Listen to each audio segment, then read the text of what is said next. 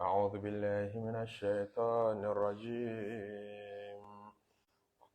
بسم الله الرحمن الرحيم. أعوذ بالله من الشيطان الرجيم. بسم الله الرحمن الرحيم. فإذا قرأت القرآن فاستعذ بالله من الشيطان الرجيم. أعوذ بالله من الشيطان الرجيم. بسم الله الرحمن الرحيم. إنه ليس له سلطان على الذين آمنوا وعلى ربهم يتوكلون. أعوذ بالله من الشيطان الرجيم. بسم الله الرحمن الرحيم. إنما سلطانه على الذين يتولونه الذين هم به مشركون. أعوذ بالله من الشيطان الرجيم. بسم الله الرحمن الرحيم. أستغفر الله سبحان الله والحمد لله ولا إله إلا الله والله أكبر ولا حول ولا قوة إلا بالله العلي العظيم. عدد خلقه ورضا نفسه وزنة عرشه ومداد كلماته ومنتهى العلم ومبلغ الرضا. اللهم صل وسلم على سيدنا محمد الشفيع المشفع خير خلق الله وعلى الأنبياء والمرسلين وآلهم وصحبهم أهل الله. سبحانك يا الله، سبحانك يا رحمن، سبحانك يا حنان، سبحانك يا منان، سبحانك يا ديان، سبحانك يا سلطان. سبحانك يا الله، سبحانك يا رحمن، سبحانك يا حنان، سبحانك يا منان، سبحانك يا ديان، سبحانك يا سلطان. A kí Ọlọ́run ọba tó dá ẹ̀mí wa sí láti jẹjọ́, ọba tó fún wa ní ìṣọ́ àti dáàbòbò, tí ó lè ṣẹ́ wa kù tóun tẹ̀ṣẹ́ wa, ó lè ṣẹ́ wa kù tóun ta ìpè wa, àìṣedéédé wa, ìrun wo ò tó bó ti yẹ, ààwẹ̀ wo ò ṣe déédé bó ti yẹ, ìjọsìn wa ò dọ́gba bọ́lọ́run ti fẹ́. Ọlọ́run kan tún ṣẹ́ wa kù wípé ká tún láǹfààní àti ṣe rere, ó dáàbò bẹ̀mí wa lọ́wọ́ oríṣiríṣi aburú tá a ti là kọjá, èyí tá a fura mọ́ ipá burú ni, èyí tá a wulẹ̀ tí ẹ̀ fura sí rárá. Subhanaka ya Allah, subhanaka ya Rahman, subhanaka ya Hanan, subhanaka ya Manan, subhanaka ya Dayyan, subhanaka ya Sultan. سبحانك يا الله، سبحانك يا رحمن، سبحانك يا حنان، سبحانك يا منان، سبحانك يا ديان، سبحانك يا سلطان. Wá kí Ọlọ́run tó ṣẹ́ wa kù ní mùsùlùmí, ó ṣẹ́ wa kù ní mùmínì tí ń gbọ́ lọ́n gbọ́. Asbahna ala fitratil islami wa ala kalimati tawhidi. Adúpẹ́ Ọlọ́run tó jí wa sáyé lórí Islam. Ṣànábì Muhammadu sallallahu alayhi wa sallam ní tó bá dìgbẹ̀yìn ayé, táyé bá máa parẹ́, yusbihu rajulu yumsi rajulu mu'minan wa yusbihu kafiran. Èèyàn lálẹ́ yóò sùn lálẹ́, pẹ̀lú ìmánì tó yè kooro nínú gbáyà rẹ̀ nígbà tí ó bá jí sàárọ̀ wọ́n ti yọ ìmánì kúrò lọ́kàn ẹ̀ yóò lóhun òṣè ìsìláàmù mọ́ lógìgì. wa yusbihu ar-rajulu mu'minan wa yumsi kafiran, ẹni tí ó jí láàárọ̀ ní mùmí ní mùsùlùmí kí lẹ́jọ́ wọn tó ṣú ó lè pé wọn ò ṣe ìsìláàmù mọ́. Ànábì ní tó bá dìgbẹ̀yìn ayé ọmọ pọ̀ lọ́rọ̀ adúpẹ́ tọ́lọ́wọ́n ò ṣe tiwa bẹ́ẹ̀. Subhanaka ya Allah, subhanaka ya Rahman, subhanaka ya Hanan, subhanaka ya Manan, subhanaka ya Dayyan, subhanaka ya Sultan. سبحانك يا الله سبحانك يا رحمن سبحانك يا حنان سبحانك يا منان سبحانك يا ديان سبحانك يا سلطان. Ó wá ṣe kò ṣe nǹkan kan là ń jẹ láti jẹ ìjọ tá a ti dágbére fúnra wa. Kò sẹ́ni tó lè ló burú fóun débi tóun ò rí nǹkan kan jẹ láti jẹ ìjọ. Nǹkan kan là ń jẹ, nǹkan kan là ń mu, nǹkan kan là fi ń tọ́jú ara. Kódà bí ó tí tó ń tà ń fẹ́, a kí Ọlọ́run tí ń ṣèjẹ mú fún wa. Subhanaka ya Allah, subhanaka ya Rahman, subhanaka ya Hanan, subhanaka ya Manan, subhanaka ya Dayyan, subhanaka ya Sultan.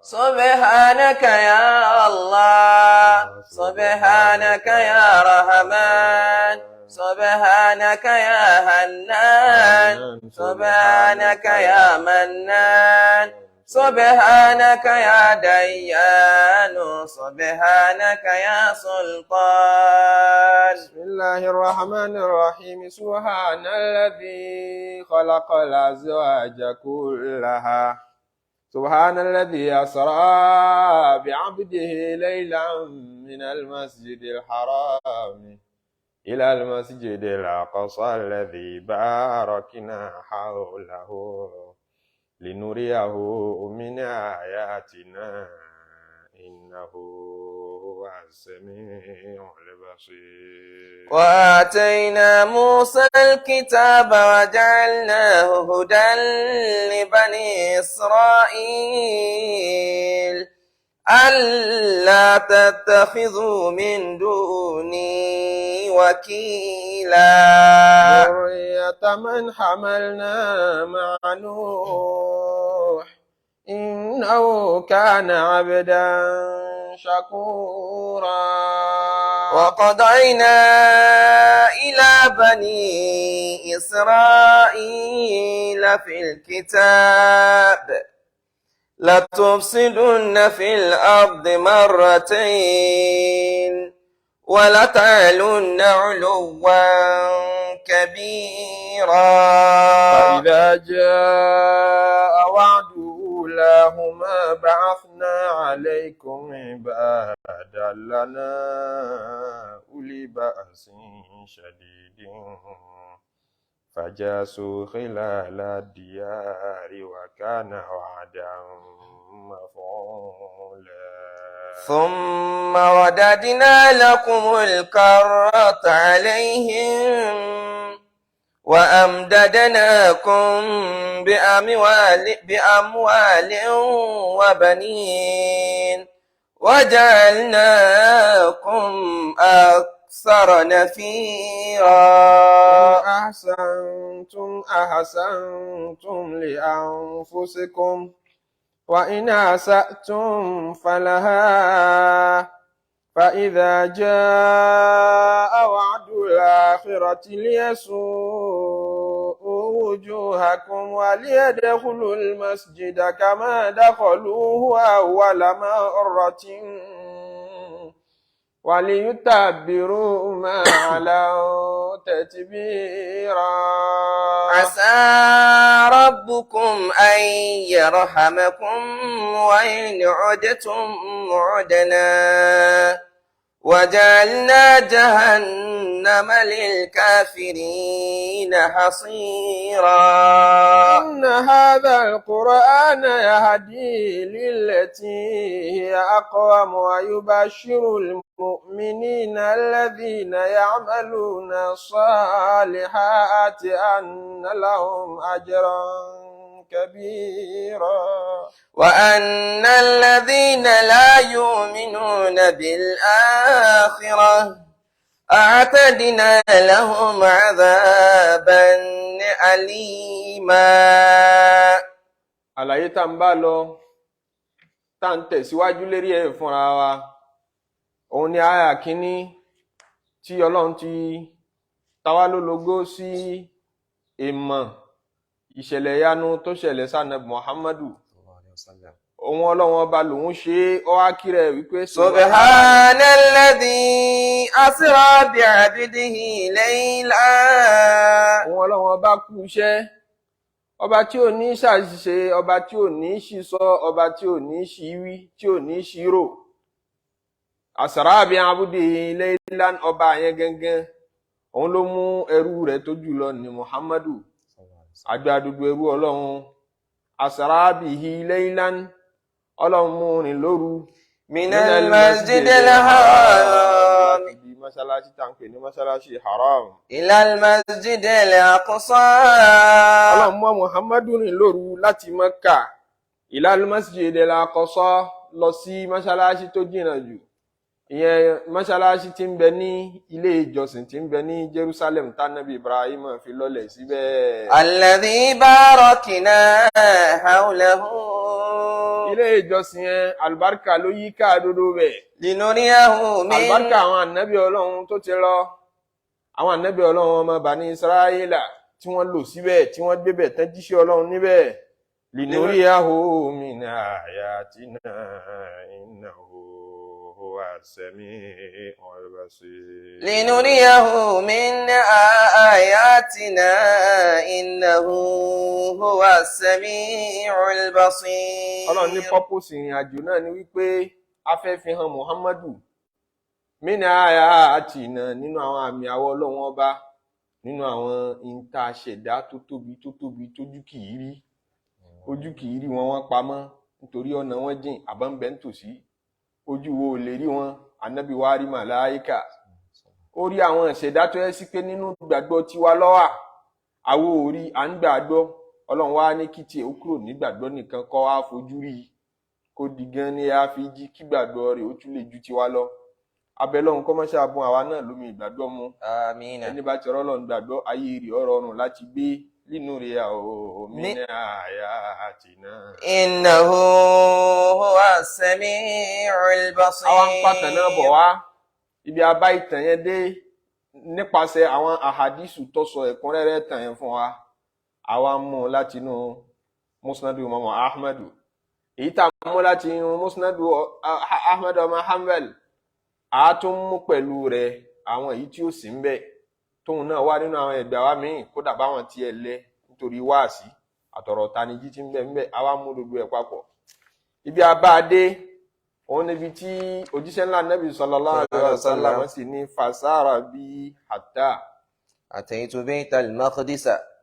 Baitul Maqdisi hatta ataytu baytal maqdis. ọbẹ̀ sàkọ́ ọmọdún ọ̀ká hayyakumullahu. ó tún dùn òwú ìwọ̀n náà akramakumullah. asara bí Jibrilu wá mú mi lọ mú mi tẹ̀síwájú lérí ìrìn náà hatta ataytu baytal maqdis. hatta ataytu Baitul Maqdis títí tó fi mú mi dé ilé ìjọsìn Ọlọ́run tá ń pè ní Baitul Maqdis ìyẹn Jerusalem a ti sọ àwọn nǹkan tí wọ́n ń pàdé tán rí lọ́nà kọ̀ọ̀kan nínú àwọn àmì tí kọ̀ọ̀kan rẹ̀ níwàásí a ti sọ díẹ̀ fúnra wa nígbà tí wọ́n mú mi dé Jerusalem náà فأتى على قوم يزرعون في يوم. kí wọ́n tó mú mi débẹ̀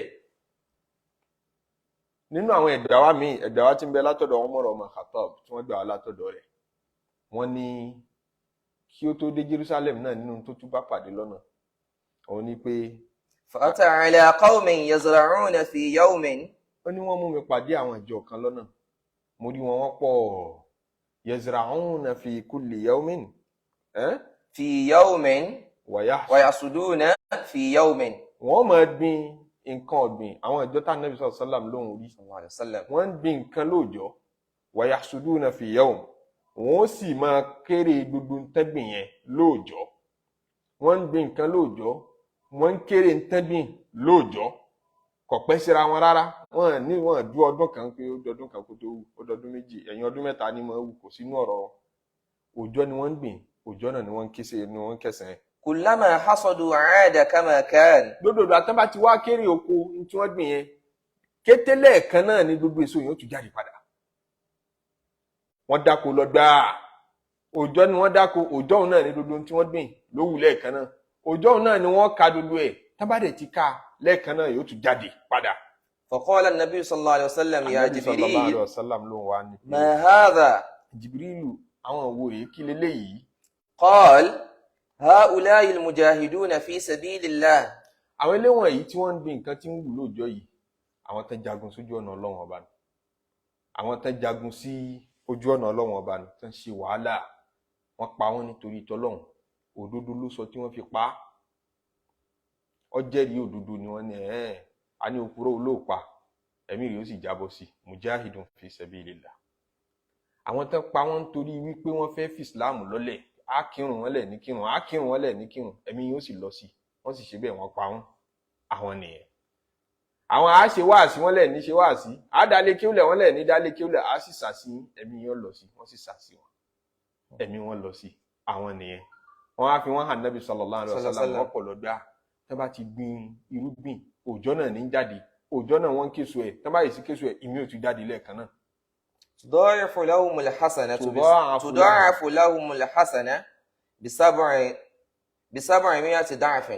wọ́n máa lọ́pọ̀ ẹ̀san dáadáa wọn gbogbo rere tí wọ́n ṣe láyé ọkọ̀ ọmọ kí ó ní o ó ṣe wáàsí ni o ó jagun sójú ọ̀nà Ọlọ́run ọba ni ìbẹ̀lẹ̀ ní ẹ̀ tán sí iṣẹ́ yẹn ló ṣe sábàbí ikú ẹ̀ iṣẹ́ Ọlọ́run òdodo ló sọ tó ṣe sábàbí ikú rẹ̀ wọn ò kú gbé lásán o tudaafu lahumul hasanat gbogbo dáadáa tán ṣe yẹn wọ́n máa lọ́pọ̀ ẹ̀san wọn. ب700 lọ́nà 700 ntọ́lọ̀ sọ ní kí man jaa bil hasanati falahu 10 amsalha ẹni bá ṣe dáadáa ẹyọ kan á san ní ẹ̀san ọ̀nà 10 ṣe eré àwọn tán jagun sójú ọ̀nà Ọlọ́run ọba ẹ̀san ọ̀nà 700 ni. now وما أنفقوا من شيء gbogbo tí wọ́n sì ná lówó pátápátá فهو يخلفه.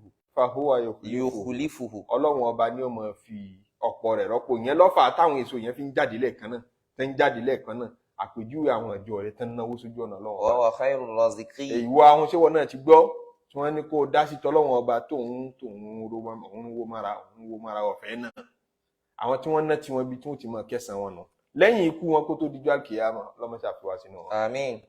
ثم أتى على قوم ترضخ رؤوسهم nígbà tá a tún tẹ̀síwájú nínú ìrìn àjò tán mọ́ Ànábì sallallahu alaihi wasallam rìn àtúndébì kan ata ala qaumin labádọ́dọ̀ àwọn ìjọ kan àwọn náà pọ̀. ترضخ رؤوسهم بالصخر. wọ́n fọ́n fòkúta fọ́ orí wọn wọ́n la òkúta ńlá mọ́ wọn lérí orí wọn sì máa fọ́ lẹ́ẹ̀kan náà. كلما رضخت عادت كما كانت. tí orí yẹn bá ti fọ́ tí wọ́n la òkúta ńlá mọ́ tó fọ́ dànù adet orí yẹn ó tún padà sípò padà yóò tún sarajọ yóò tún dodindi padà wọ́n ó tún la òkúta mọ́ yóò tún pariwo orí ó tún ká wọ́n tún sa orí yẹn jọ fún padà. Ànábì sallallahu alaihi wasallam tó ẹ̀mí rẹ̀ gbọ̀n pé àwọn wo lélẹ́ irú ọ̀ràn wo wọ́n dá. وهؤلاء يا جبريل قال هؤلاء الذين تتثاقل رؤوسهم عن الصلاة المكتوبة. àwọn èèyàn tí wọ́n ń fọ́ lórí torí wọ́n ń sarajọ padà tán ń fọ́ lórí torí wọ́n ń sarajọ padà ni àwọn làwọn tó ẹ́ pé تتثاقل رؤوسهم عن الصلاة المكتوبة. agbárí wọn máa ń wúwo àti lọ kírun àwọn ọ̀run ọ̀ràn yẹn lọ́dọ̀ tí làdáni ó pè yóò mọ ọ̀run ra mọ́ bẹ́ẹ̀dì yóò mọ ọ̀run ra nínú ọjà láti lọ kírun láti gbági àlùwàlá sàlùwàlá kó kírun ó ní lára púpọ̀ èyí tó bá kí ó kí pẹ̀lú ìtìjú ni pé ká má bàa sọ kí mi kì í kírun àwọn èèyàn yẹn ló ń rí yẹn tí wọ́n ń fọ́ lórí Ọlọ́mọ fi wá sínú àmín Ọlọ́mọ gbà wọn lọ́wọ́ wa o àmín iṣẹ́ tá a ṣe tí ó promise wa lágbèéga tí ò ní fi hàn sínú ọ̀rọ̀ wa ẹsùn nítorí àgbéga yẹn láàfin ní rírun kí Ọlọ́mọ jàrí irú iṣẹ́ bẹ́ẹ̀ àmín ọlá tó bá dá wa owó tó bá fún wa ipò tó bá gbé wa sí tá a fi nílé kírun mọ́ Ọlọ́run má gbé wa sí rúpò ọ̀hún. Àmín. Irun yìí Ọlọ́run má gbà lọ́wọ́ wa. Gbogbo oore tó bá ṣe fún wa láyé pátápátá jẹ́ ọmọ jẹ́ lábẹ́ ìrun yìí. Àmín. Jẹ́ ọmọ jẹ́ lábẹ́ ẹ̀sìn yìí. Àmín. Àwọn tí ò rí irun kí láyé tí wọ́n máa pẹ́ lọ́jà, tí wọ́n máa pẹ́ ní ṣọ́ọ̀pù, tí wọ́n máa torí bọ tírípù tí ò ní jó, ó sì mọ̀ pé tírípù yìí ò ní jó òun rí irun kí, àti bẹ́ẹ̀ bẹ́ẹ̀ lọ ní tí ó ṣẹlẹ̀ sí wọn ni. Lẹ́yìn ikú wọn kó tó dijọ́ ìṣirò ní o, wọ́n bá ti kú gbára ibi tẹ́mi wọn ń lọ, wọ́n ó kírètì bọ́dì fún wọn bẹ́ẹ̀, wọ́n máa fọ́ wọn, wọ́n máa fòkúta ńláńlá fọ́ orí wọn, tó bá ti túká wọ́n tún ṣàjọ padà, wọ́n tún tún fọ́. Ànábì sallallahu alaihi wasallam níbo wọn ti rí wọn. ثم أتى على قوم على أقبالهم رقاع. Ìgbà táwọn tún tẹ̀síwájú, أتى على قوم, àwọn tún bá àwọn ìjọ kan pàdé. على أقبالهم رقاع وعلى أدبارهم رقاع. Iwájú wọn àtẹ̀yìn wọn èkísà aṣọ ní bẹ́ẹ̀, aṣọ ẹni tí yà ń jẹ, aṣọ ẹni tó wà nínú ìpọ́njú. Àwọn òkú rẹ tó ti kú tó fẹ́ mọ condition tí wọ́n wà, gbogbo ń tàǹkà láti jẹ ẹjọ́ yìí nínú wà nínú ìṣesí àtàwọn ìjọ tá Ànábì lóhùn bá pàdé. Tí wọn náà ti mọ condition tó kù rẹ wà báyìí kí alájì lágbájé kí wọn tó fi lọ bọ́lọ̀, ṣé ìṣe pé condition tí ṣé ìpín wọn ń fọ́ lórí ibi tó wà, Ọlọ́mọ fi wá sínú wọn. Àwọn òkú wa tó ti lọ Ọlọ́run bá wa kẹ́ wọn, bá wa nú ṣe wọn. Ànábì lóhùn bá àwọn kan pàdé, àwọn tó ń bá pàdé yìí kísà ní bẹ lọ́rùn wọn, iwájú wọn ò dùn rí, ẹ̀yìn wọn náà sún wọn. يسرحون كما تسرح الإبل wọ́n wá wà ní والغنم. dàmúdàbò, wọ́n ń sáré lọ wájú, wọ́n ń sáré lẹ́yìn, wọn mọ bí àwọn yà sí, wọ́n kàn ṣàtìẹ̀ ń lọ, wọ́n ń bọ̀, wọ́n ń lọ, wọ́n ń bọ̀, wọ́n ń lagún. Wọ́n ń dààmú bí ràkúnmí àti báwọn ewúrẹ́ tá a bá gún kẹsẹ́ ṣe kàn mọ́ rìn káàkiri tí wọ́n ní níbi wọ́n lọ. ويأكلون الضريع والزقوم. wọ́n wá ń tọwọ́ bọlẹ̀, wọ́n ń jẹ káàkiri, kí wọ́n ń jẹ, wọ́n ń الضريع jẹ igi tó ní poison, wọ́n kàn jẹ nítorí igi onígun, igi ẹlẹ́gùn wọn ti bẹ̀nu. Wazzakum àti igi kan tí ń bẹ nínú náà Jahannam, tá ń padà bọ̀ wá sọ̀rọ̀ rẹ̀ nínú súra yìí pé shajaratul mal'unatu fil Qur'an, shajara mal'una, igi tọ́lọ̀ lóhun ti ṣẹ́bilé tó ń gbé jìnà sí kẹ̀, igi yẹn ń bẹ nínú náà. A ti sọ rí fúnra wa nínú tafsiri náà bẹ́ẹ̀ bá tàbí pé igi ṣe wà nínú náà. Ọ̀rọ̀ yẹn náà tún dá wàhálà alẹ́ Mọ́kà táwọn kèfèrí ń pè igi nínú náà. À ń bọ̀ wá ṣe tafsiri débẹ̀ nínú súra tá a mú yìí. Igi yẹn ni wọ́n ń jẹ. ورضف جهنم. Wàrúdọ̀fà Jahannam. ورضف جهنم. Àtàwọn òkúta tẹ́múrà tinú Jahannam. وحجارتها. Òkúta inú náà ni wọ́n ti bẹnu. Ẹ̀gún tó wà poisonous wọ́n ti bẹnu. Òkúta Jahannam àti ewé igi zakum wọ́n dààmú dààbò. Àwọn wo ni wọ́n? قال هؤلاء الذين لا يؤدون صدقات أموالهم. Jibrilu ní àwọn tó gbáyé lówó lọ́wọ́ nìyẹn. Orí wọn ṣe wà nù dààmú dààbò. Iwájú wọn ò sún wọn, aṣọ ìkísà, ẹ̀yìn wọn náà ò sún wọn. Wọ́n wọṣọ orí láyé. Wọ́n bá wọṣọ, àwọn tó dáṣọ mọ̀ wọ́n mọ̀ pé aṣọ tí ń bẹ lọ́rùn lára ẹ̀ kì í ṣe aṣọ kékeré o. Aṣọ yẹn wọ́ọ̀tì 500,000. Aṣọ yẹn máa wọ́ọ̀tì 1 million. Wọ́n ń wọ̀ tó báyìí sí wọ̀ yóò tún bọ́ lẹ́kọ̀ọ́ tún ní pẹ́ kò ní jìnnà yóò túra míì. Yóò ní wọ́dúrópù òun tún sí fúyẹ́ nǹkan kan, àwọn aṣọ tó bá gbà mú lòun tún fẹ́ rà síbẹ̀. Góòdì tí wọ́n ń lò ń kọ́. Kódà aláṣejù ọkùnrin náà yóò tún bí chain góòdì sọ́rùn. Ní góòdì olówó iyebíye ni o. Yóò tún dé tọwọ́, yóò wá dé aago tó bá gbà mú jù. Bàtà tí ń wọ̀ náà ń kọ́, mọ́tò tó wá gùn ń kọ́, ilé tó wá kọ́. Wọ́n lówó lọ́wọ́, wọn ráyé ṣe, àmọ́ لا يؤدون صدقات أموالهم. wọn kì í ṣe sàárà. Sọ̀dàkọ́ọ̀tù tọ́lọ̀ ń ṣe ní ọ̀ranyàn zaka ní pé kálukú gbọdọ̀ yọnu. Ǹjẹ́ wọ̀ gan tó ń gbọ́ mi nísìn, ǹjọ́ mọ̀ dájọ́ zaka, ǹjọ́ mọ̀ bóyá zaka ó ti ṣe dandan lérí rẹ̀, ǹjọ́ yọ rí, ǹjọ́ wá béèrè rí pé ẹgbọ́ àwọn erigun márùn ní ìsìláàmù ní irun àti mọ̀yẹn àǹkì hajj gbogbo wa ń lọ. Kódà bó tí ì lọ ń dúró ń pé alájà ńlá bájá wọn lọ Mọ́kà ọmọ àwẹ̀ Ramadan ń dé ọ̀ngbà. Erigun tó ṣẹ́kù yẹn, erigun zaka ǹjọ́ tí ẹ béèrè rí débi tó fi mọ̀ pé òkè mi ò tí ì ní kápẹ́ ni, àbí mo ti ní kápá rẹ̀ kọ́lọ́run foríjì mi, èmi ò mọ̀ pé ó ti yẹ kí n máa yọ ǹjọ́ wádìí. Àwọn tí kì í yọ zaka tó bá ṣe bẹ́ẹ̀ lọ bọ́ lọ́hùn, ibi ọ̀rọ̀ wọn já sí ni. Ìkísà láwọ̀ wọn máa dààmú dààbò lọ, wọ́n máa wá jẹ nínú ẹ̀gún, wọ́n máa jẹ nínú òkúta náà ni wọ́n máa jẹ sára. Àwọn tẹ́sí la yu'adduna zakata أموالهم. wọn kì í yọ zaka owó. وما ظلمهم الله شيئا. Jibril lọ́lọ́run ò ṣàbòsí fún wọn o. وما الله بظلام للعبيد. Ọlọ́run kì í ṣàbòsí fẹ́ dà, Ọlọ́run ò ṣàbòsí fún wọn o. Wọ́n fi bí pa mẹ̀kúnnù níjọ́ tán bẹ láyé. Ará àdúgbò wọn ò rí jẹ, àwọn yóò bámbám. ẹ wo owó tí ẹlòmíì tó fi kọ́lé jẹnẹrétọ̀ lásán, ilé jẹnẹrétọ̀ tí ń gbénu, kì í ṣe jẹnẹrétọ̀ fún ẹ, Ọlọ́run ló mọ iye tó ra jẹnẹrétọ̀, ilé tó kọ́ jẹnẹrétọ̀ sí àti security tó gbà sí ẹnu ọ̀nà ilé, ọlọ́pàá 2, 3, 4 bó ṣe kó wọn sẹ́nu ọ̀nà ilé nù.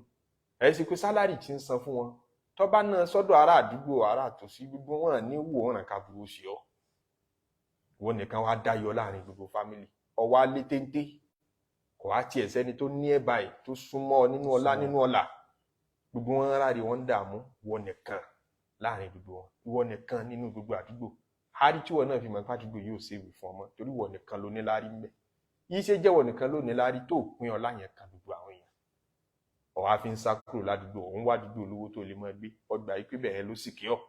gbogbo àwọn tí wọ́n ṣayé bẹ́ẹ̀ tí wọ́n bójú wo mẹ̀kúnnù, tí wọ́n ṣàánú aláìní, tí wọ́n ṣàánú tálíkà nínú olóṣèlú, nínú olówó, nínú gbogbo orú nǹkan tó bá ṣe tó fi kówó jọ, bọ́rọ̀ wọn ṣe já sínú. náà ثم أتى على قوم بين أيديهم. òjíṣẹ́ ńlá Nábì sallallahu alaihi wasallam ó tún ní àwọn ń tẹ̀síwájú lérí ìrìn àjò yẹn, àwọn tún rìn síwájú.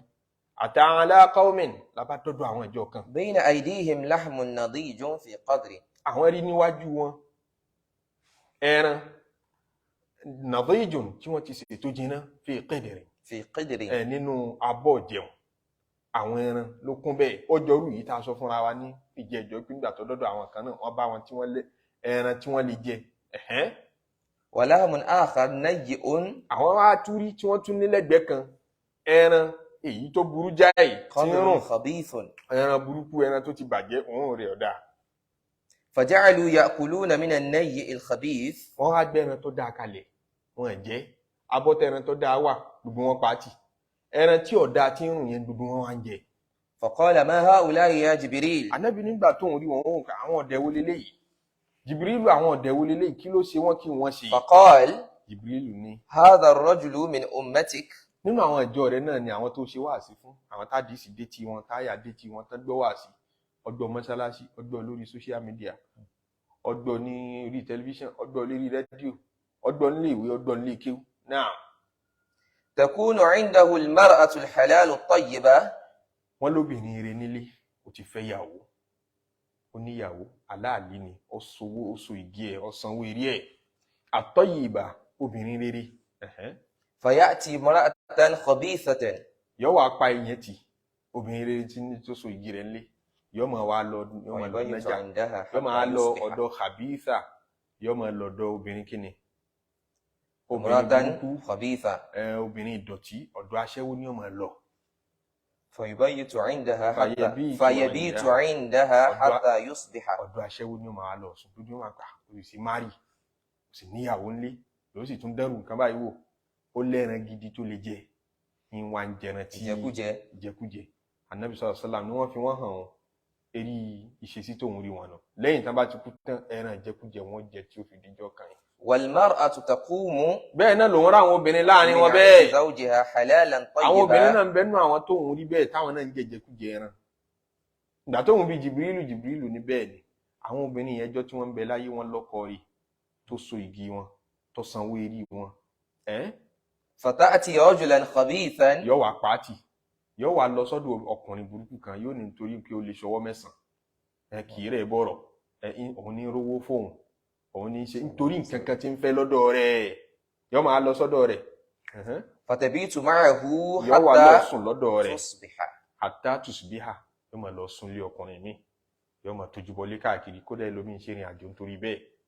àwọn yẹn lára wọn fi hàn Nábì sallallahu alaihi wasallam tó ẹ sì pé lẹ́yìn ikú wọn ìjẹkújẹ ẹran ni wọ́n máa jẹ títí tí ó fi dijọ́ gbèǹde. náà ثم أتى على قوم. Ànábì sallallahu alaihi wasallam ní atútẹ̀síwájú títí tá a fi débi táwọn ìjọ kan náà tó wà. تقرض ألسنتهم. تقرض ألسنتهم. نعم. وشفاههم وشفاههم بمقاريد من حديد. wọ́n máa fi sọ́ọ̀ tẹ́rí tán máa fi hun, tán máa fi yun igi yẹn, táwọn tán máa gégi máa fi yun igi, sọ́ọ̀ tán fi yun igi yẹn ni wọ́n máa fi ya wọn lẹ́nu, wọ́n dẹ̀ máa fi ya dúdú èrìgì wọn, wọ́n máa fi ya dúdú ẹnu wọn. ó dákẹ́. كلما قرضت عادت كما ìgbà كانت. tí wọ́n bá ti ya wọn lẹ́nu, ẹnu yóò tún padà sípò, wọ́n fa ẹnu wọn ya, wọ́n ẹ wò nira tí ó wà níbẹ̀ kan tó fa ẹnu ya, ẹ wo ìnira tí ó wà ńbẹ̀ kan tó fa èrìgì kan tó kànyàn lẹ́yìn, wọ́n máa fi ya wọ́n lẹ́nu, wọ́n máa fi kàn wọ́n lẹ́yìn. Gbogbo ìgbà tí wọ́n bá ti wá kán gbogbo ẹnu wọn tí pé nìyẹn ò sí mọ́, ẹnu yóò tún padà sípò, wọ́n tún tún ya, yóò tún padà sípò, wọ́n tún tún ya.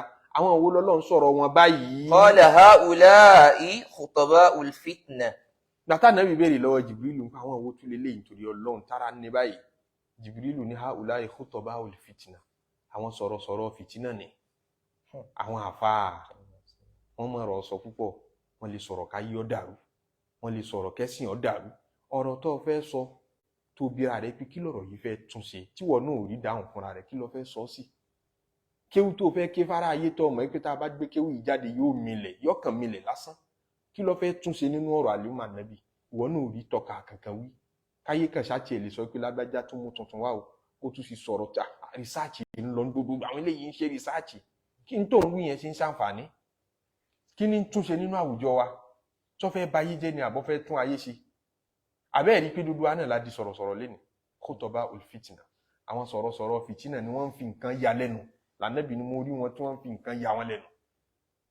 Ẹ rí pé bí tọ́ bá dàrú àwọn lẹ́kọ̀ọ́kọ́ ọ̀rọ̀ tí bá ń trend lọ́wọ́ ló fẹ́ sọ. Kò ní Kùránì tó fẹ́ kwara ayé, kò ládìísì tó fẹ́ ṣàlàyé fara, kò ní fíkìú tí ó kọ wọn, kò ní kankan tó fẹ́ ṣe láǹfààní fún ju Ànábì sallallahu alaihi wasallam. Ẹ sì rí òun náà lè dá péjì lẹ̀. Tẹ́rù pọ̀ ń bẹ́ bìbà. Ọ̀rọ̀ tí bá ń trend lọ́wọ́ ló fẹ́ sọ. Kò ní kankan tó fẹ́ sọ pé tó lójútùú náà.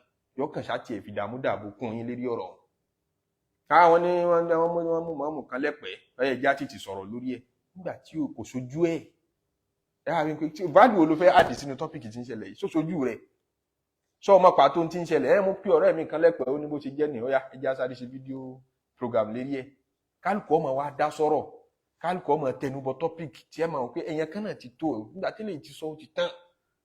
Ẹ gbogbo ẹ̀yin yòókù ẹ lọ sinmi. Kálukú náà fẹ́ sọ̀rọ̀ lé lérí ọ̀rọ̀ tí ń lọ lọ́wọ́ láyé nàìjíríà náà sọ̀rọ̀ lé lérí àwọn fáǹsì mi ní kílèmí náà fẹ́ sọ lérí ẹ̀ títí tí ó ṣàfi sọ̀rọ̀ tí ó gbé wọnú náà ẹ̀wọ̀n. Khutba'ul fitna nù àwọn sọ̀rọ̀sọ̀rọ̀ fìtínà.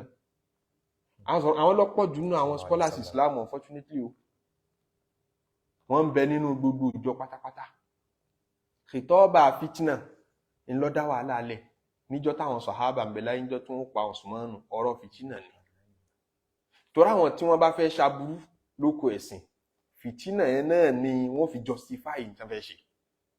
Ọ̀rọ̀ tó dáa ni wọ́n bá yín sọ yaquluna min khairi qawlil bariyya. Ọ̀rọ̀ tó dáa jù nínú ọ̀rọ̀ táwọn èèyàn ń sọ láyé ni wọ́n sọ, wọ́n fi àyà sí fún yín, wọ́n fàdísì fún yín débi tẹ́yìn tẹ́ kí ó fi máa padà béèrè nǹkan bó láwàá gbà báyìí. Ẹ̀yin àfáà kan náà lẹ tún sọ báyìí fún wa, ẹ̀yin náà má dísì wa, ẹ̀yin náà látótónu, ẹ̀yin kan náà tún sọ báyìí kí la fẹ́ ṣe gan-an. Àwọn Khutba'ul fitna ti jèrè yín nù. Àwọn sọ̀rọ̀sọ̀rọ̀ fìtínà.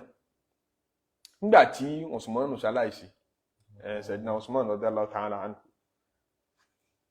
àwọn kan dìde wọ́n ní adúdọ̀ rí ìdí kí ló pa Usman kẹmọ ohun tán pé ń fìtínà o àpèjúwe rẹ̀ mo fẹ́ mú àwọn case study tán bá ní fìtínà ó ju ẹ̀ṣẹ̀ lọ tọrọ mọ̀ ṣe lọ́hùn ó dẹ̀ mọ̀ justify ẹ̀ṣẹ̀ yẹn ṣẹ́rí gbogbo ohun tán pè lẹ́ṣẹ̀ ó fojú hàn ń pé kí ó jalè nǹkan burúkú ni kí ó mutí nǹkan burúkú ni ẹni tí ń ṣe mọ̀ pé òun náà ń ṣe tí ọ̀dà àyà rẹ̀ ọ̀dàrú àdìsí rẹ̀ ọ̀dàrú o ṣẹ́rí fìtínà òun ní pé kọ́ ọmọ ṣaburú kó lọ tú mọ́ṣáláṣí mùsùlùmí ká kọ́ ọmọ kí bàbá rẹ̀ àti ìyá rẹ̀ mọ́ ló kọ́ ipò ń ṣẹ̀sìn tí ìmáàmù kan tó ń tẹ̀lé àmírù jọ yín kan tó ń tẹ̀lé olórí kan tó ń gbọ́ wá sí wọn ó lẹ́lẹ́bọ bàbá rẹ̀ ẹlẹ́bọ níyá rẹ̀ nítorí náà mọ́sálámọ̀ sí wọn ẹ káàárọ̀ ní kọ́ ọmọ wí.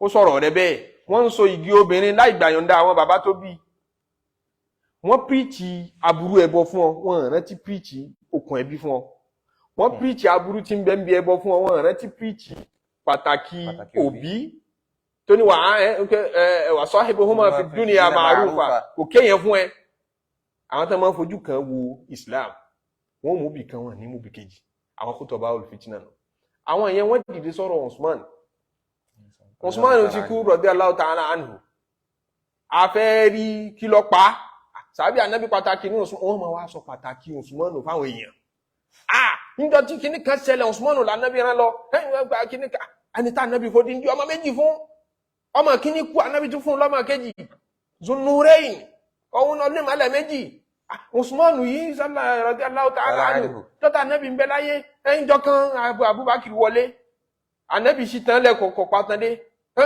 Umaru náà wọlé Ànábì ọ̀pátánlé Usman wọlé bá Ànábì karachì ni Aisha béèrè lọ́wọ́ Ànábì pé kí ló fà Usman ala astahi mimman yastahi minhu al-malaika lẹ́yìn ṣe ní tijú ẹni táwọn màláíkà ń tijú rẹ̀ àwọn màláíkà gan tijú rẹ̀ bó ti wà ń irú ẹni bẹ́ẹ̀ wọ́n wá pa gbogbo owó àmọ́ wòran ṣẹ́mọ̀ oríkàlùkù wá wú pé ha òótọ́ ni o ẹ mọ̀ jà wòran o àwọn tán pa Usman àbí ká pa wọ́n di.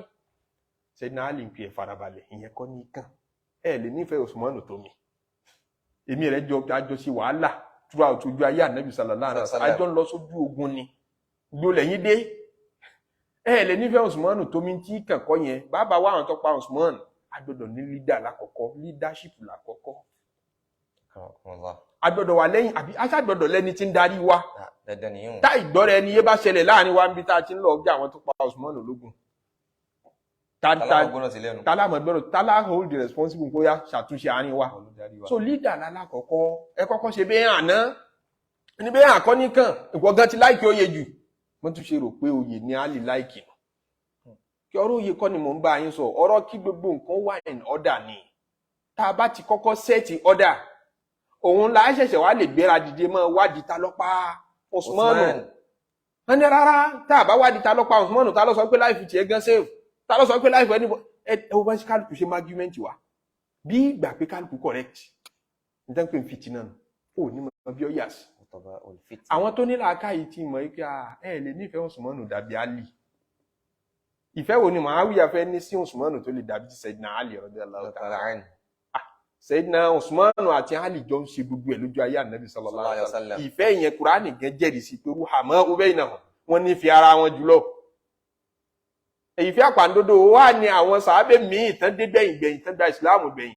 àtàwọn tí ètú ṣe sàábé lẹ́fẹ́ ní sí Usman dàbí ìtí Ali ní tí Ali ń sọ lọ́rọ̀ àwọn làákà ìtìmọ̀ bẹ́ẹ̀ bẹ́ẹ̀ táwọn kútọ̀ bá olùfitínà ọ̀dà àdúgbò ẹ̀rú àwọn sọ̀rọ̀sọ̀rọ̀ fitínà nù ọwọ́ àpọ̀ bẹ́ẹ̀ nínú Islam tó yẹ sí pé kalimatu haqqin ni ọ̀rọ̀ òdodo ni wọ́n máa sọ àmọ́ tẹ́ ẹ bá tẹ̀ lọ́rọ̀ yẹn tọ́rọ̀ yẹn ládìsì tó tọ́ ọ̀rọ̀ yẹn ní àyà tó tọ́ bẹ́ẹ̀ tó bá ṣe bí tó bá ti ládìsì àtàyà ká máa lò ó lọ náà lọ́kàn orí dàbí habati ni wọ́n fẹ́ fi sọ ẹnu ni sòrú àwọn bẹ́ẹ̀ Ànábì sallallahu alaihi wasallam lóhùn bá wọn pàdé lẹ́yìn ikú wọ́n ti kú tán wọ́n wá ń fọ́ ẹnu wọn wọ́n fi sọ ìyá ẹnu wọn wọ́n fi ń ya wọn láhán àwọn làáfà sọ̀rọ̀sọ̀rọ̀ àwọn tán pera àwọn motivational speakers tán fi ọ̀rọ̀ lé àwọn èèyàn lárí ṣé ẹ mọ̀ gbọ́ wọ́n ní mọ́ wàgó aláàgó sáré ọ̀rọ̀ ọjọ́ òun ní ọjà rí tágò rẹ̀ tó bá takú àgó aláàgó lówó tó fi sẹ́ẹ̀tì tiẹ̀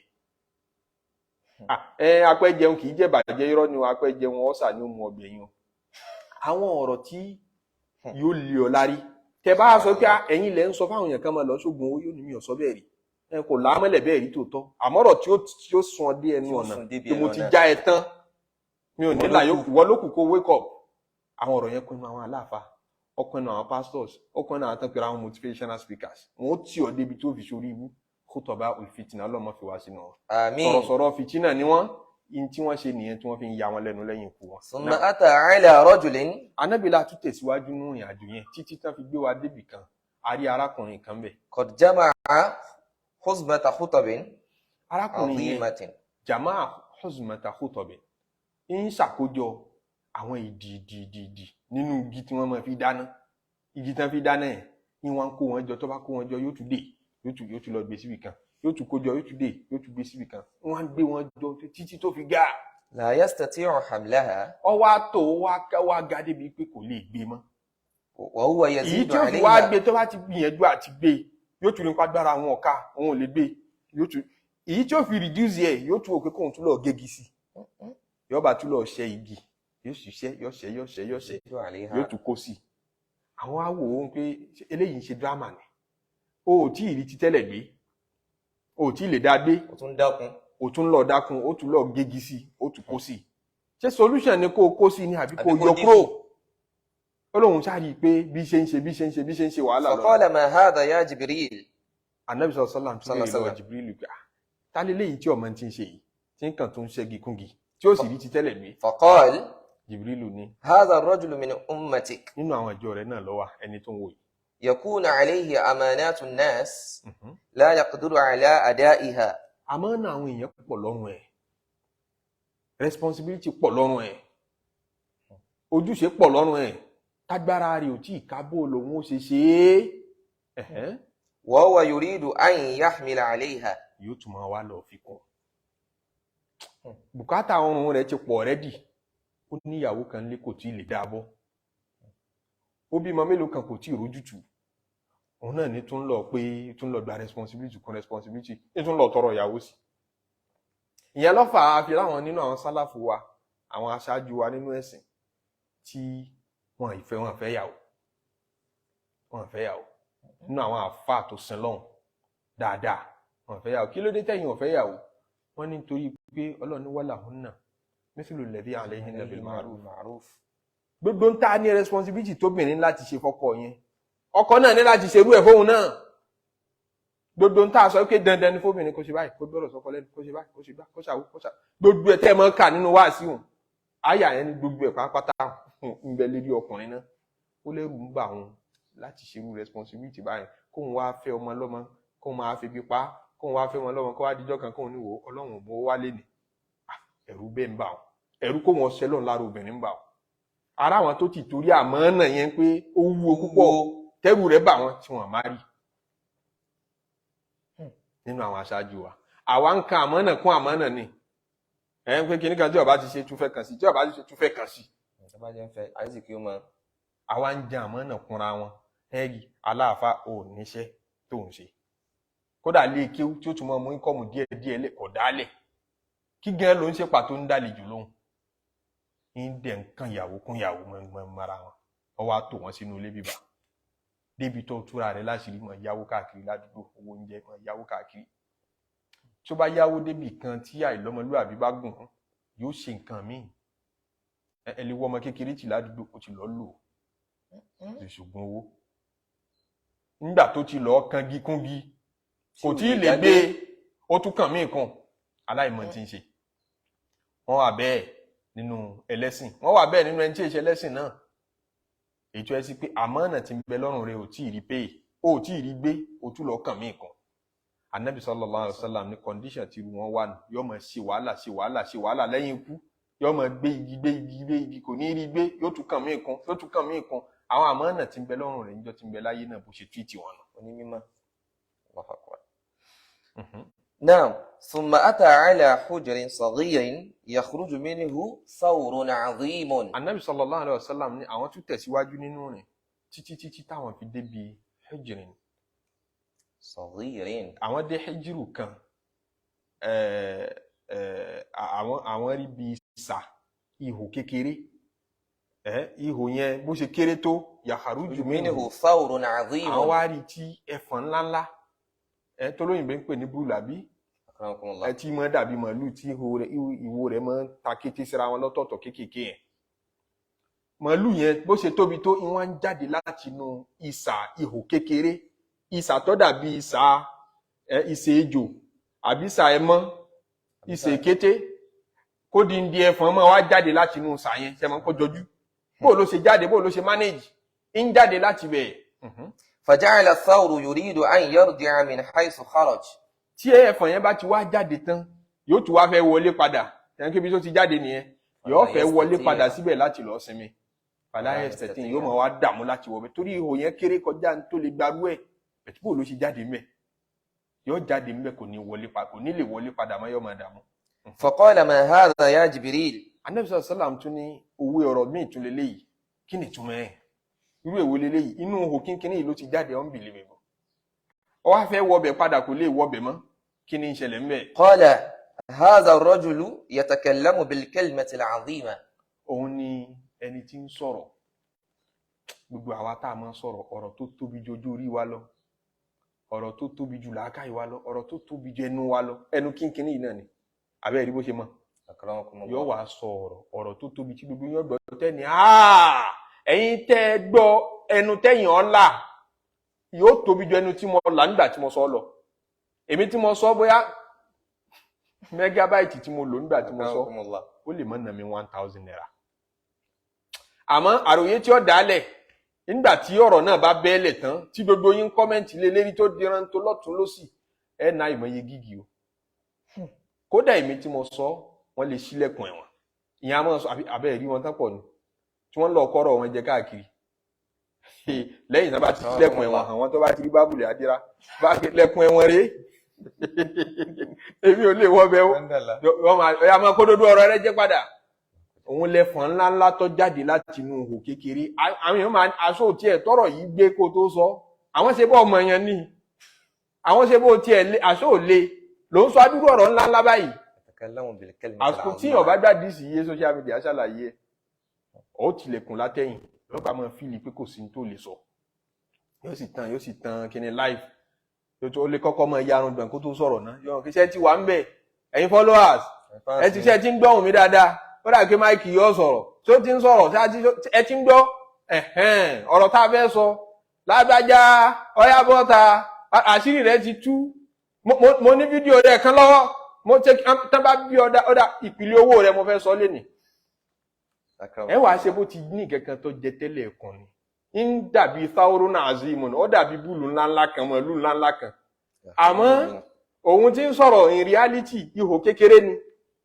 ọ̀rọ̀ ńláńlá yẹn wá ń jáde láti inú ihò kékeré tí ń fàlẹ́ rẹ̀ lérí yẹn bá jálù lórí yóò sunkún lórí social media yóò tún sunkún offline yóò dọ̀bálẹ̀ bẹ̀bẹ̀ àṣọ tí ẹ̀ jù báyìí lọ mo ṣe bọ́ ọmọ yẹn ni mo ṣe ẹ̀ ṣe bó léèyàn ni wọ́n mú gẹ́lẹ́ bí ìgbà kan mọ́ òkété nínú sàbá yìí tí ó tayé nù ó wá kú tìjú àkìyàmọ̀ níjọ́ wọn bá fẹ́ bá kálukú mi lérí ti ń sọ àìmọye àṣìsọ àìmọye ìfẹsẹ̀kọ ìfahànkọ lára àwọn èèyàn kódà ìyìn tí wọ́n mẹ́lòmíì sí lọ sí àgọ́ ọlọ́pàá tó bá jẹ́ni tó ní márífà kódà ó lè má jẹ́ni tí ń bínú sí ọ gẹ́gẹ́ ìní hàn lè mọ̀ bóyá ẹlòmíì tó ti kọsẹ̀ lára ẹ̀ ṣáájú tí wò tiẹ̀ ti gbàgbé tí wò tiẹ̀ mọ̀ tó bú lọ́lọ́run wá fìbáwí òun ò lágbára kò ló kódà kò ní 100 naira tí ó mú lọlé ọlọ́pàá pé ẹ bá ń gbé lágbájá ó bà mí ló jẹ́ ó sunkún sọ́dọ̀ Ọlọ́run ní pé tàmọ̀dó sì bà mí ló kọjẹ́ èmi ló sì sọ̀rọ̀ báyìí sí ẹnu ẹkún tó sun sọ́dọ̀ Ọlọ́run yẹn inna Allaha yudafi'u 'anil ladhina amanu Ọlọ́run ò ní wòran Ọlọ́run ó ṣe dìfáhàn fún dìfẹ́ǹsì tí kò ní blọ́gà tí ó sanwó fún pé ẹgbàá mílẹ̀ lọ́wọ́ ẹ̀ àmọ́ Ọlọ́run ó ṣe dìfẹ́ǹsì fún ìyá tiẹ̀ tí tó yẹ kó jẹ ọ̀hún Ọlọ́run wà lọ́ọ́ fi sọ́wọ́ ẹlòmíì tóun lówó tọlọ́pàá lọ́wọ́ ọba ṣe ẹlẹ́ṣẹ̀ kékeré ní ọba máa kó dìbò ọ yóò mọ̀ pé gbogbo yóò máa pé àṣejù rẹ̀ ti pọ̀ jù ó yẹ kó ti foríjìn lágbájá lágbájá yẹn kó tọrọ àforíjìn lọ́dọ̀ Ọlọ́run ẹni tó ṣe pọ̀ ẹni tí ó rò pé òun ti kọlù tó ti mú jẹ táwọn olówó tí wọ́n fi rán lẹ́wọ̀n tọlọ́run gbẹ̀san lọ́lọ́run ní kọ́kàn tàmọ̀dò yín ó lé sí kó sáà máa kó gìbò igi àwọn èèyàn tó pọ̀ nínà ẹni bá ní máa rí fàyọ tí wọn kélé ní ìkẹkọ nínà mi igi yìí ti wọ̀ mí lára jù yóò máa wá bẹ lọ́hùn pé gbogbo ẹlòmíì tí mo túṣẹ̀ náà Ọlọ́run ṣàforíjì mi sọkúsọ yìí ti pọ̀ jù ẹlòmíì ó sọ̀rọ̀ mi ẹ̀hún kí láàrí dájú rẹ̀ lédi tó sọ yìí nísìn yọkàn jálu ọmọlúwàbí ẹnìkan nítorí ìdí kan tí ọ̀bá làákà yìí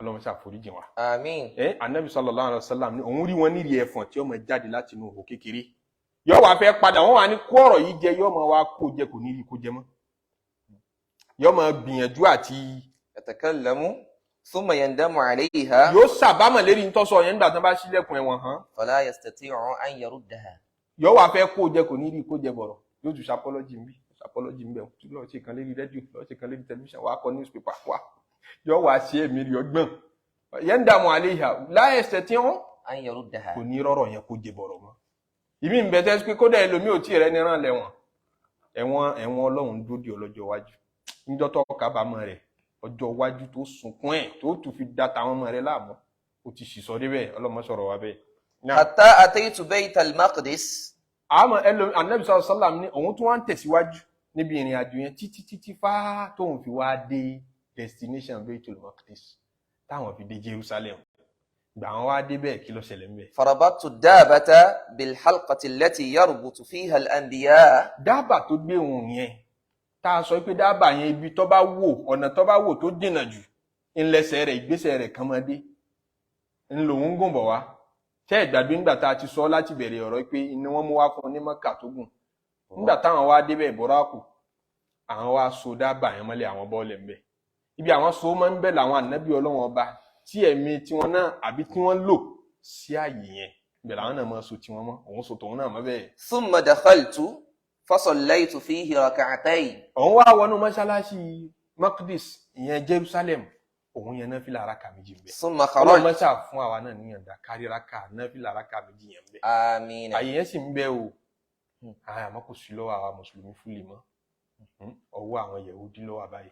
Ọlọ́run mọ́ṣá yọ̀ǹda fún wa sọ ọ́ di àyè ìsìláàmù padà wá آمين. yọ̀ǹda fún wa kárí raka méjì kíká tó lọ bọ̀wọ̀ lọ láàyè yẹn àyè àlùbáríkà tá nẹ́bí níyàn bá rí raka méjì yẹn ń bẹ irun tẹ́ bá kí ń bẹ ó ṣe déédéé ǹjẹ́ 500 irun tẹ́ bá kí ń bò mí nínú àwọn àyè tó lálùbáríkà tọlọ́lájù tó yẹ kí yìí ó dé lọ kírun bẹ̀.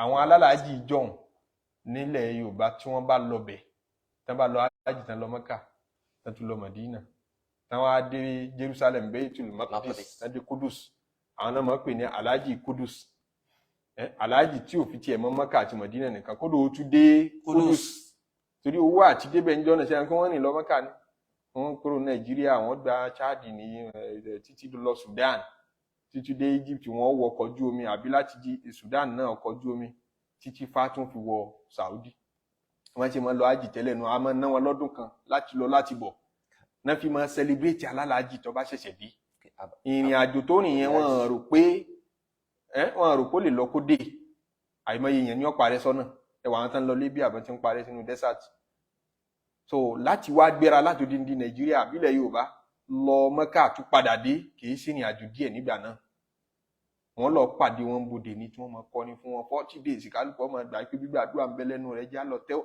ìyẹn ní àbọ̀dé ájì tó ṣẹ́kù kó tó dásìkò tá a wá ń gbé flight lọ láàrin wákàtí 6 àti dé Saudi tí wọ́n bá wá tún kúrò ní Saudi nígbà náà wọ́n ṣẹ̀ṣẹ̀ tún wá lọ sí Philistine lọ́ọ̀ wọ́n ṣẹ̀ṣẹ̀ tún travel láti Saudi wọ́n tún lọ Philistine wọ́n lọ visit mọ́ṣáláṣí tàǹkéwù rẹ̀ yìí tànàbí sallallahu alaihi wasallam wọ́n ní Baitul Maqdis Jerusalem yóò wá kíraka méjì ń bẹ.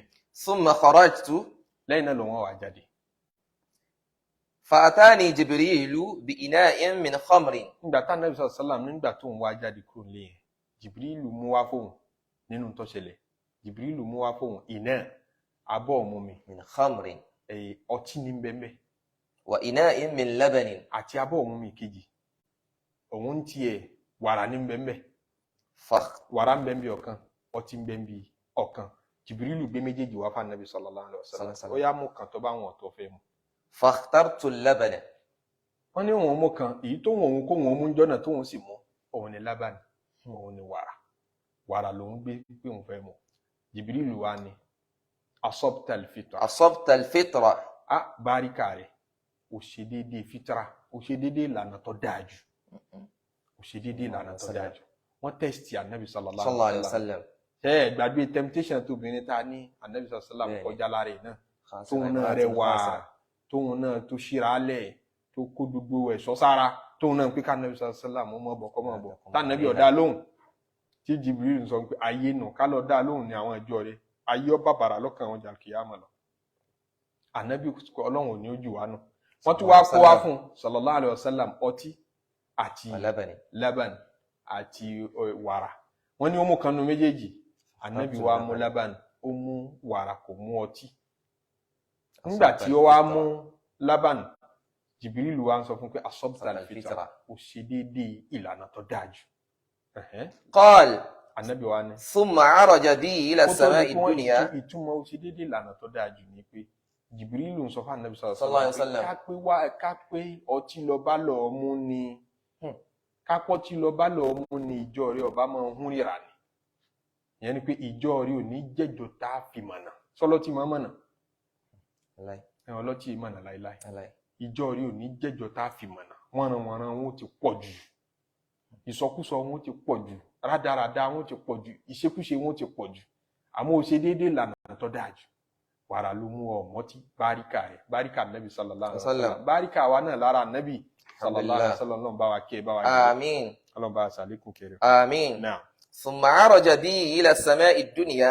lẹ́yìn tí gbogbo ilé wọ̀nyí wá ṣẹlẹ̀ ni wọ́n ṣẹ̀ṣẹ̀ wá gbé mi kúrò ìrìn tí wọ́n rìn sòfà ìrìn orí ilẹ̀ ni láti Mẹ́kà tí wọ́n fi dé Jerusalem wọ́n ṣẹ̀ṣẹ̀ wá gbéra wọ́n gbé mi rìn láti Jerusalem wọ́n ti wá gbé mi rìn òkè lọ إلى سماء الدنيا sánmọ̀ ilé ayé, sánmọ̀ tó súnmọ́ ilé ayé jù, wọ́n ṣẹ̀ṣẹ̀ wá gbé mi gùn bẹ̀ lọ.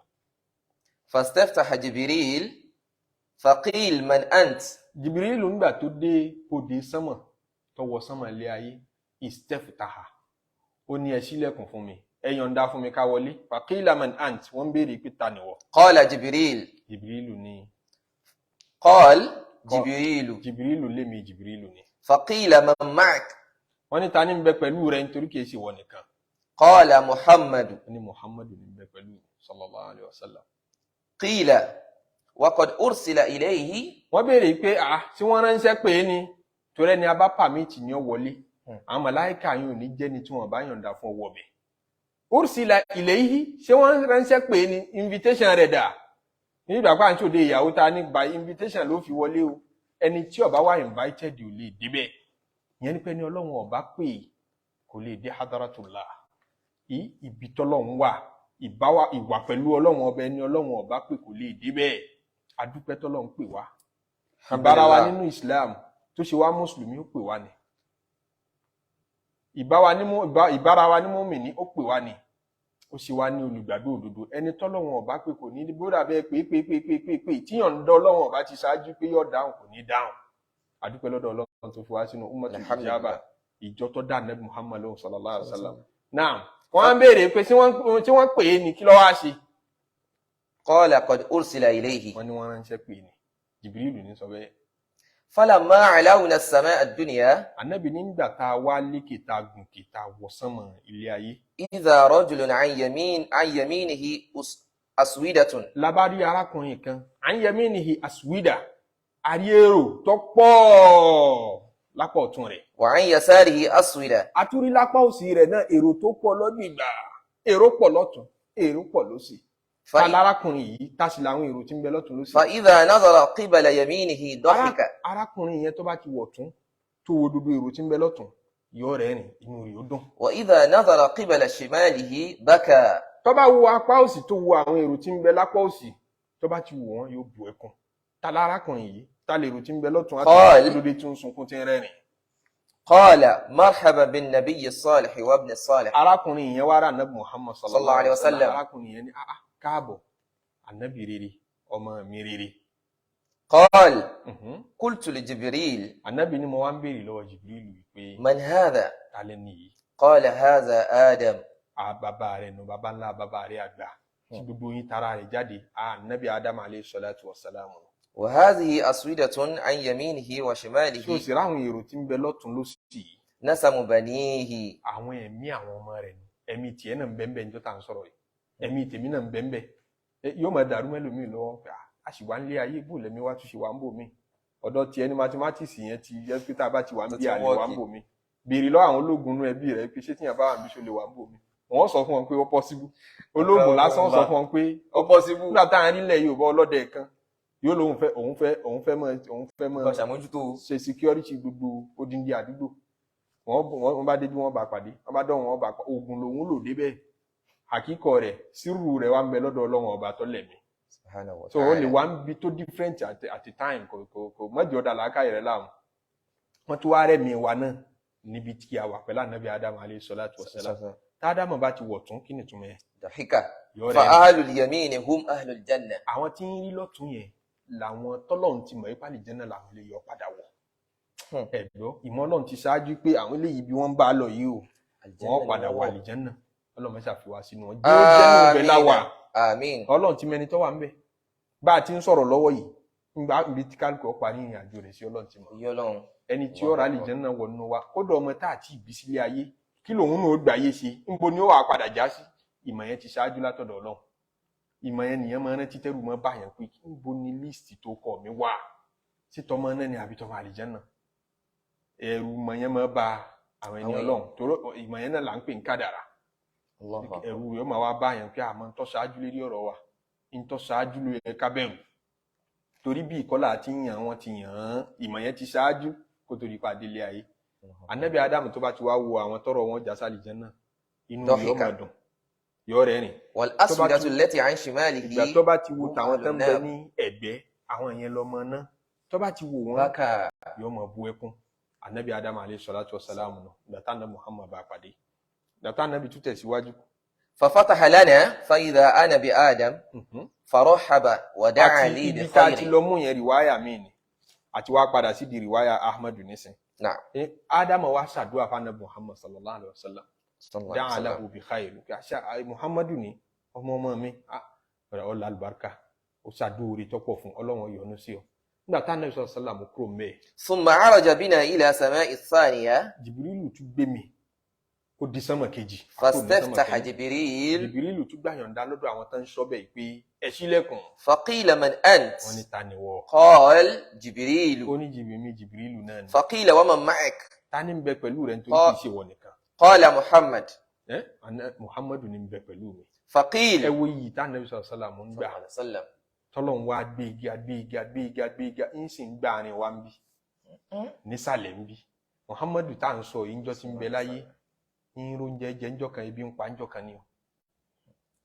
débi tí tún yáwó à ń yáwó ṣe bùkátà anabi sallallahu alaihi wasallam yáwó ṣe bùkátà rí.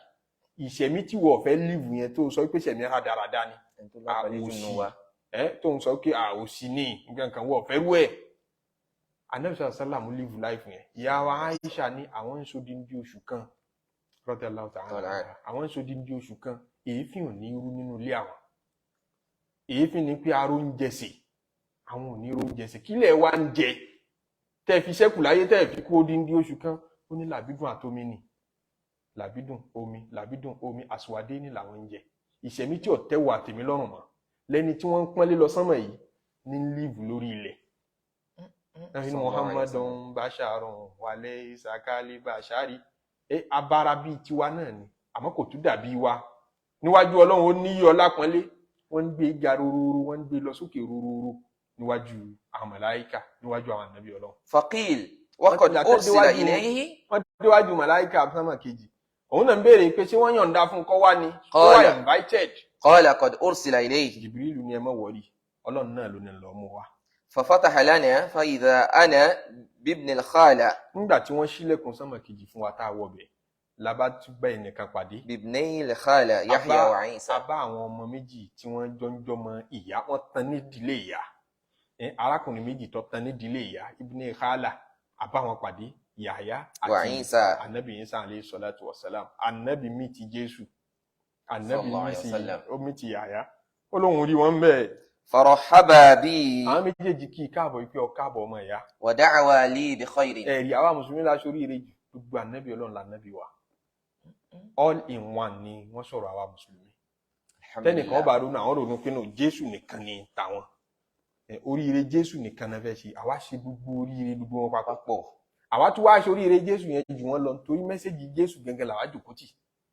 ẹ̀gbọ́ ẹ̀sìn lọ́run nìkan mọ́sìn kan mí pẹ̀lú ọlọ́run ni Jésù wa sọ láyé including òun tó jẹ́ Jésù ẹ má sìn nǹkan mi pẹ̀lú ọlọ́run ẹ má sìn Jésù náà pẹ̀lú ọlọ́run àwa ṣoríire nítorí nípa agbọ́ yé jù wọ́n lọ adẹ̀ṣẹ̀tọ́ tó yẹ ká ṣe nípasẹ̀ mẹ́sẹ̀jì ẹ̀ àṣẹ jù wọ́n lọ gbogbo wọn pátápátá ni wọ́n wà nínú prófáìlì tiwa náà wà nínú ìjọsìn tiwa kò sí ànábì Muhammad sallallahu alaihi wasallam ọjọ́ mi kò sí ànábì míì náà nínú àwọn ànábì ọmọ Ísírẹ́lì nínú àwọn ìrìn àjò àwọn ìjọ mi wọn gbà wọn lójíṣẹ́ ọlọ́run òtítọ́ àti bùtìyẹ gbogbo wọn làwọn gbàgbọ́ ó wá rí Jésù ó sì rí anabi Yahya alayhi salatu wassalam àwọn méjèèjì wá kí káàbọ̀. ثم عرج إلى سماء الثالثة. káwọn ò ṣàdúrà fún. فرحب ودعوا لي بخير. wọ́n ṣàdúrà fún pẹ̀lú oore àwọn méjèèjì tọrọ kẹ́gẹ́ fún anabi Muhammad anabi Adam ń tọrọ kẹ́gẹ́ fún Yahya tọrọ kẹ́gẹ́ fún Jésù tọrọ kẹ́gẹ́ fún wọ́n nìkan lókù tó tí ì ṣe sallallahu alayhi wa sallam. آمين. ثم عرج بنا إلى سماء الثالثة. Jibrilu tún ó tún gbé wa àbí ọ̀hún rí jàbí náà wọ́n gbé àwa méjèèjì àtúnlọ ìlà sàmá الثالثة. dé sánmà kẹta. فاستفتح جبريل. Jibrilu ní ẹ ṣílẹ̀kùn àwa ni. فقيل من أنت؟ فقال جبريل. فقيل ومن معك؟ فقال محمد. فقيل وقد أرسل إليه. قال قد أرسل إليه.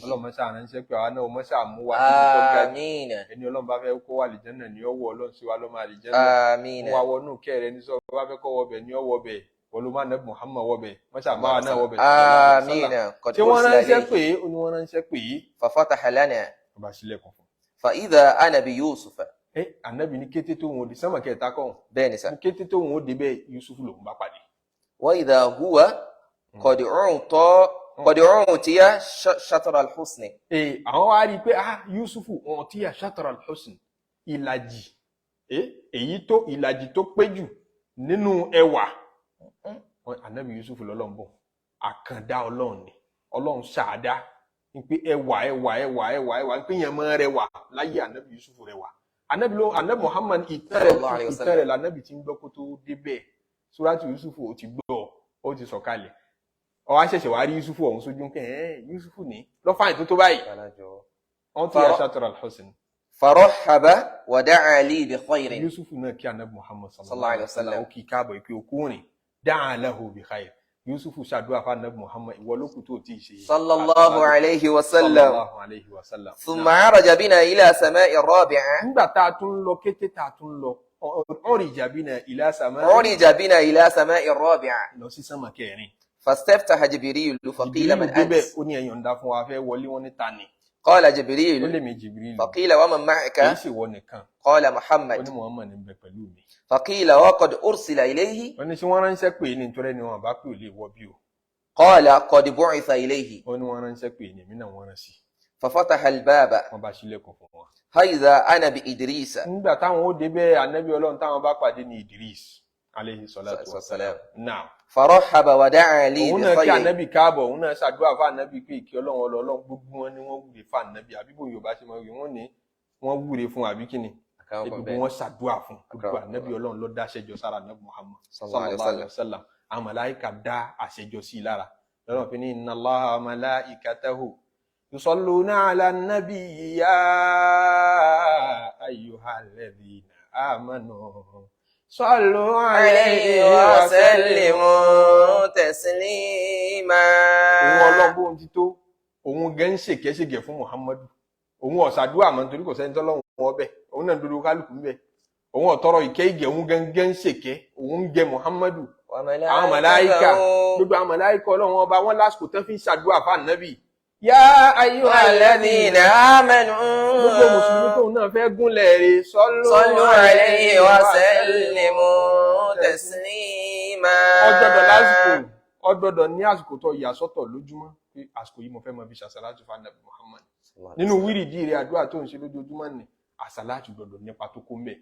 gbogbo Ànábì Ọlọ́run gbogbo wọn tún ṣàdúrà fún Ànábì yìí, wọ́n dáṣẹ́ jọ sí lára. فرحب ودعا لي بخير. wọ́n kì í káàbọ̀ Ìdírísù ṣàdúrà fún Ànábì Muhammad. ثم قال يقول الله ورفعناه مكانا عليا. Jibrilu ní Ìdírísù ló mí tìyẹn o, Ìdírísù tọ́lọ̀ ni mo gbéga ibi wọ́n gbéga wá nù, ọlọ́mọ ṣàdúrà náà ga. آمين. ثم عرج بنا إلى السماء الخامسة. wọ́n tún gbé wa ga, wọ́n gbé wa ga lọ sí títí tá a fi wọ sánmọ̀ karùn-ún. فاستفتح جبريل فقيل من أنت. Jibrilu débẹ̀ wá tọrọ yọ̀ǹda pé ẹ jẹ́ ká wọlé, wọ́n ní ta ni. فقال جبريل. Jibrilu lémi ni. فقيل ومن معك. ta ni ń bẹ pẹ̀lú rẹ̀. فقال ó ní محمد. Muhammadu. فقيل قد أرسل ṣé wọ́n إليه. ránṣẹ́ pè é ni. قال قد بعث wọ́n إليه. ní wọ́n rán èmi náà wọ́n rán sí. ففتح لنا. wọ́n bá ṣí fún wọ́n ṣílẹ̀kùn fún wọn. فإذا أنا بهارون. ìgbà táwọn ó débẹ̀ Haruna làwọn bá pàdé ń bẹ̀. فرحب ودعا لي Ànábì بخير. Ànábì Haruna ṣàdúrà fún Ànábì Muhammad, ó ṣàṣàlátù fún sallu alayhi وسلموا òun náà تسليما. tọrọ kí ó tọrọ gẹ̀ fún Muhammadu. àwọn olóore jù wọ́ lọ, olóore jèmi náà lọ, àwọn tó ń ṣàdúrà fún Ànábì àwọn tó jù wọ́ lọ tó jù èmi lọ ní. ìwọ lọ fẹ́ sóríire lára Ànábì tó bá ṣàdúrà صلى الله عليه وسلم. sallallahu alayhi wa sallam. náà ثم عرج بنا إلى سماء السادسة. ìgbà wọn tún gbé wa ga sí, wọ́n ń gbé wa ga sí, wọ́n padà gbé wa dé sánmà kejì, sánmà kẹjọ àbí sánmà kẹfà. فاستفتح جبريل. Jibrilu ní ẹ ṣílẹ̀kùn. فقيل من أنت. wọ́n ní ta ni ń bẹ pẹ̀lú rẹ̀. قال جبريل. Jibrilu ní قيل ومن معك. ta ni ń bẹ pẹ̀lú rẹ̀. قال جبريل. Jibrilu lémi ni, wọ́n ní ta ni, ó lémi ni, ta ni ń bẹ pẹ̀lú rẹ̀, ó ní Muhammadu ni. قال فقيل وقد بعث ó ní إليه. ṣé wọ́n ránṣẹ́ pè é ni. قال قد بعث إليه. inú wọ́n ránṣẹ́ pè é náà ni èmi Jibrilu wọ́n rán sí. ففتح لنا فإذا أنا بموسى. nígbà wọ́n ṣílẹ̀kùn sánmà kèló ẹ̀kẹfà. ẹ̀kẹfà fún wa, ẹni tá a bá pàdé ńbẹ̀ tí ń jẹ́ Ànábì Ọlọ́run tó wà níbẹ̀ tó welcome Ànábì Muhammad, ẹni tó host ẹ̀ ní sánmà kẹfà, òun là Ànábì Musa alayhi salatu wassalam. farahaba wa da'a li bi ó kí Ànábì khairin. Muhammad pé ó káàbọ̀ ọmọ ẹ̀yà wa da'a li bi khair ó dẹ̀ ṣàdúrà tó pọ̀ sallallahu alayhi wa Ànábì sallam. Musa kalimullahi tí ń bọ́lọ̀ sọ̀rọ̀ tí ò ní sóǹgbìfọ̀ láàrin àwọn àtọ́lọ́hun bó ti tóhun ṣàdúrà fún Ànábì Muhammad ìwọ nìkan ló kù sallu alayhi wa sallimu taslima. sallallahu alayhi wa sallam. ثم عرج بنا إلى السماء السابعة. wọ́n tún gbé wa lọ bẹ́ẹ̀ tá fi wá wọ sánmà keje. فاستفتح جبريل. Jibrilu ní ẹ ṣílẹ̀kùn. فقيل من أنت. wọ́n ní ta ni wọ́n tó ń bẹ ńbẹ̀. قال ó جبريل. lè mi Jibrilu ní. قيل ومن معك. ta ni ń bẹ pẹ̀lú rẹ. قال محمد. Muhammadu ni. فقيل وقد بعث إليه. tí wọ́n ránṣẹ́ pè é ṣe pè é. قال قد بعث إليه. wọ́n ránṣẹ́ pè é náà. ففتح لنا فإذا أنا بإبراهيم. ìgbà táwọn ó débẹ̀ àwọn wá bá ànábì tó ju ànábì lọ. bàbá gbogbo àwọn ànábì olórí gbogbo olùgbàgbọ́ ànábì Ibrahim alayhi salatu wassalam làwọn bá pàdé ní sánmà keje. وإذا هو مستند إلى البيت. مستند. مستند إلى البيت المعمور. àwọn bá pàdé ó fẹ̀yìntì ó fara ti Baitul Ma'mur. Al-Baitul Ma'mur ilé tán pè ní Baitul Ma'mur ilé ò ní jẹ́ bẹ́ẹ̀ ṣẹ́rí Káàbà tí ń bẹ lérí ilẹ̀ yìí Mọ́kà tẹ́ ń wò tí kálukú ń dórí ká rẹ̀ tán ṣe tàwá fún bẹ̀ yẹn kọ́pì ni oríjìnà rẹ̀ ń bẹ lókè oríjìnà rẹ̀ tí ń bẹ lókè sánmà keje ló wà Baitul Ma'mur ni wọ́n pè bẹ́ẹ̀ bá ṣe ń ṣe tàwá fún bẹ̀ yẹn náà structure ọbẹ̀ architectural structure ọbẹ̀ náà kọ́pì náà gbé sórí ilẹ̀ tí ilé ayé yìí sẹ́ńtà bíi tí Ma'mur wà ní sánmà keje lọ́hùn wọ́n locate Kaaba àti ilé ayé sí sẹ́ńtà ẹ̀ ẹ̀yin ìyẹn mọ́ dòríkà bí ẹ jẹ́ káwọn màláíkà máa lọ dòríkà àti Baitul Ma'mur 70,000 màláíkà. وإذا هو يدخله كل يوم 70,000 ملك. 70,000 ملك. 70,000 ملك. lójoojúmọ́ màláíkà tí ń wọbẹ̀ ìyẹn Baitul Ma'mur yẹn 70,000 màláíkà ni ó ṣe tàwá fún bẹ̀ lójúmọ́. ثم لا يعودون إليه. táwọn bá dẹ̀ ti ṣe tán wọn tún ṣe é mọ́ láyé ẹ̀kan ni bí hajj náà ṣe jọ́ràn yẹn kan fáwa náà pé àfi kulli amin ya Rasulallah ànábì hajj la ṣe yìí ń jọ hajjatul wada àti ànábì ṣe ànábì hajj la ṣe yìí ṣọ́jọ́dún láàmà wá ṣe é báyìí ànábì ní law qultu na'am la wajaba tí n bá ti sọ pé na'am ó ti di dandan ẹ̀kan náà ní kẹ́ mọ́ wá ṣe ẹ̀kan yẹn ló sọ̀rọ̀ yẹn àwọn màláíkà náà ẹ̀kan làwọn náà lọ Baitul Ma'mur o àwọn náà ń ṣáájì táwọn náà ń lálàájì nínú àtẹni tí ò tí ì ṣe hajj ẹni ó bá ti rí Baitul Ma'mur yẹn lọ tó ṣe tàwáàfù bẹ̀ kò tún padà débẹ̀ mọ́ ìyẹn ni pé 70,000 ní màláíkà tá à ń ṣẹ̀dá lójoojúmọ́ ní màláíkà fi pọ̀ ju ń ta lérò ń lọ ó kọ mélòó la mọ̀ nínú wọn abájídákọ̀ Jibrilu Mikailu ní Malakul Mauti Israfil àti Azarailu gan ó kọ yàn lálàáfíà Malakul Mauti ní ẹ̀dà màláíkà anamaliku màláíkà tàlìjánà Ridwan àwọn màláíkà kọ̀ọ̀kan tó kọ wọ́n wá nù hadisi àti aya al-Qur'ani kò fẹ́ ju mẹ́wàá lọ màláíkà tọ́lọ̀ nípọ̀ jù bẹ́ẹ̀ lọ ojoojúmọ́ lọ́lọ́run ń ṣẹ̀dá sí anábì nígbà tó ń ṣe ìrìn àjò yẹn nínú hadisi mi kò fẹ́ sí àyè kan ní sánmọ̀ tó ṣe gbẹ́sẹ̀ lé bí èsè ọgọ́rùn-ún màláíkà kan lẹ́ẹ̀fẹ́ gbẹ́sẹ̀ lé ibi tí bẹ́ẹ̀ wà so occupied dé sánmọ̀ sì tóbi jẹ́rí ilẹ̀ lọ sánmọ̀ kíní tóbi ju ilẹ̀ lọ torí òun ló gbé dodo planẹ̀tì tá a wà nú ẹ̀ yìí àtàwọn planẹ̀tì tọ́pọ̀ tá a ṣì ń discover tá a ti mọ̀ tán dé òyì sánmọ̀ ilé ayé nìkan ló gbogbo ẹ̀mí ó dàbí tinú ẹyin tí ilẹ̀ ń jẹ́ tinú ẹyin tí funfun ara ẹ̀ wá gbé mi bí sánmọ̀ ilé ayé ṣe gbé ilẹ̀ mi nú sánmọ̀ kejì náà gbé sánmọ̀ kíní mi ìkẹta náà gbóhùn náà mi ìkẹni bẹ́ẹ̀ tó fi dé ìkeje ẹ ti wá rí bá a ṣe kéré tó so gbogbo inú sánmọ̀ yìí ni Ànábì sallam wá ní gbogbo bẹ́ẹ̀ ti kún fàyà pẹ̀lú àwọn màláíkà ń bẹ nínú wọn orí ìforíbalẹ̀ ló wà láti ìgbà tọ́lọ́run ti dá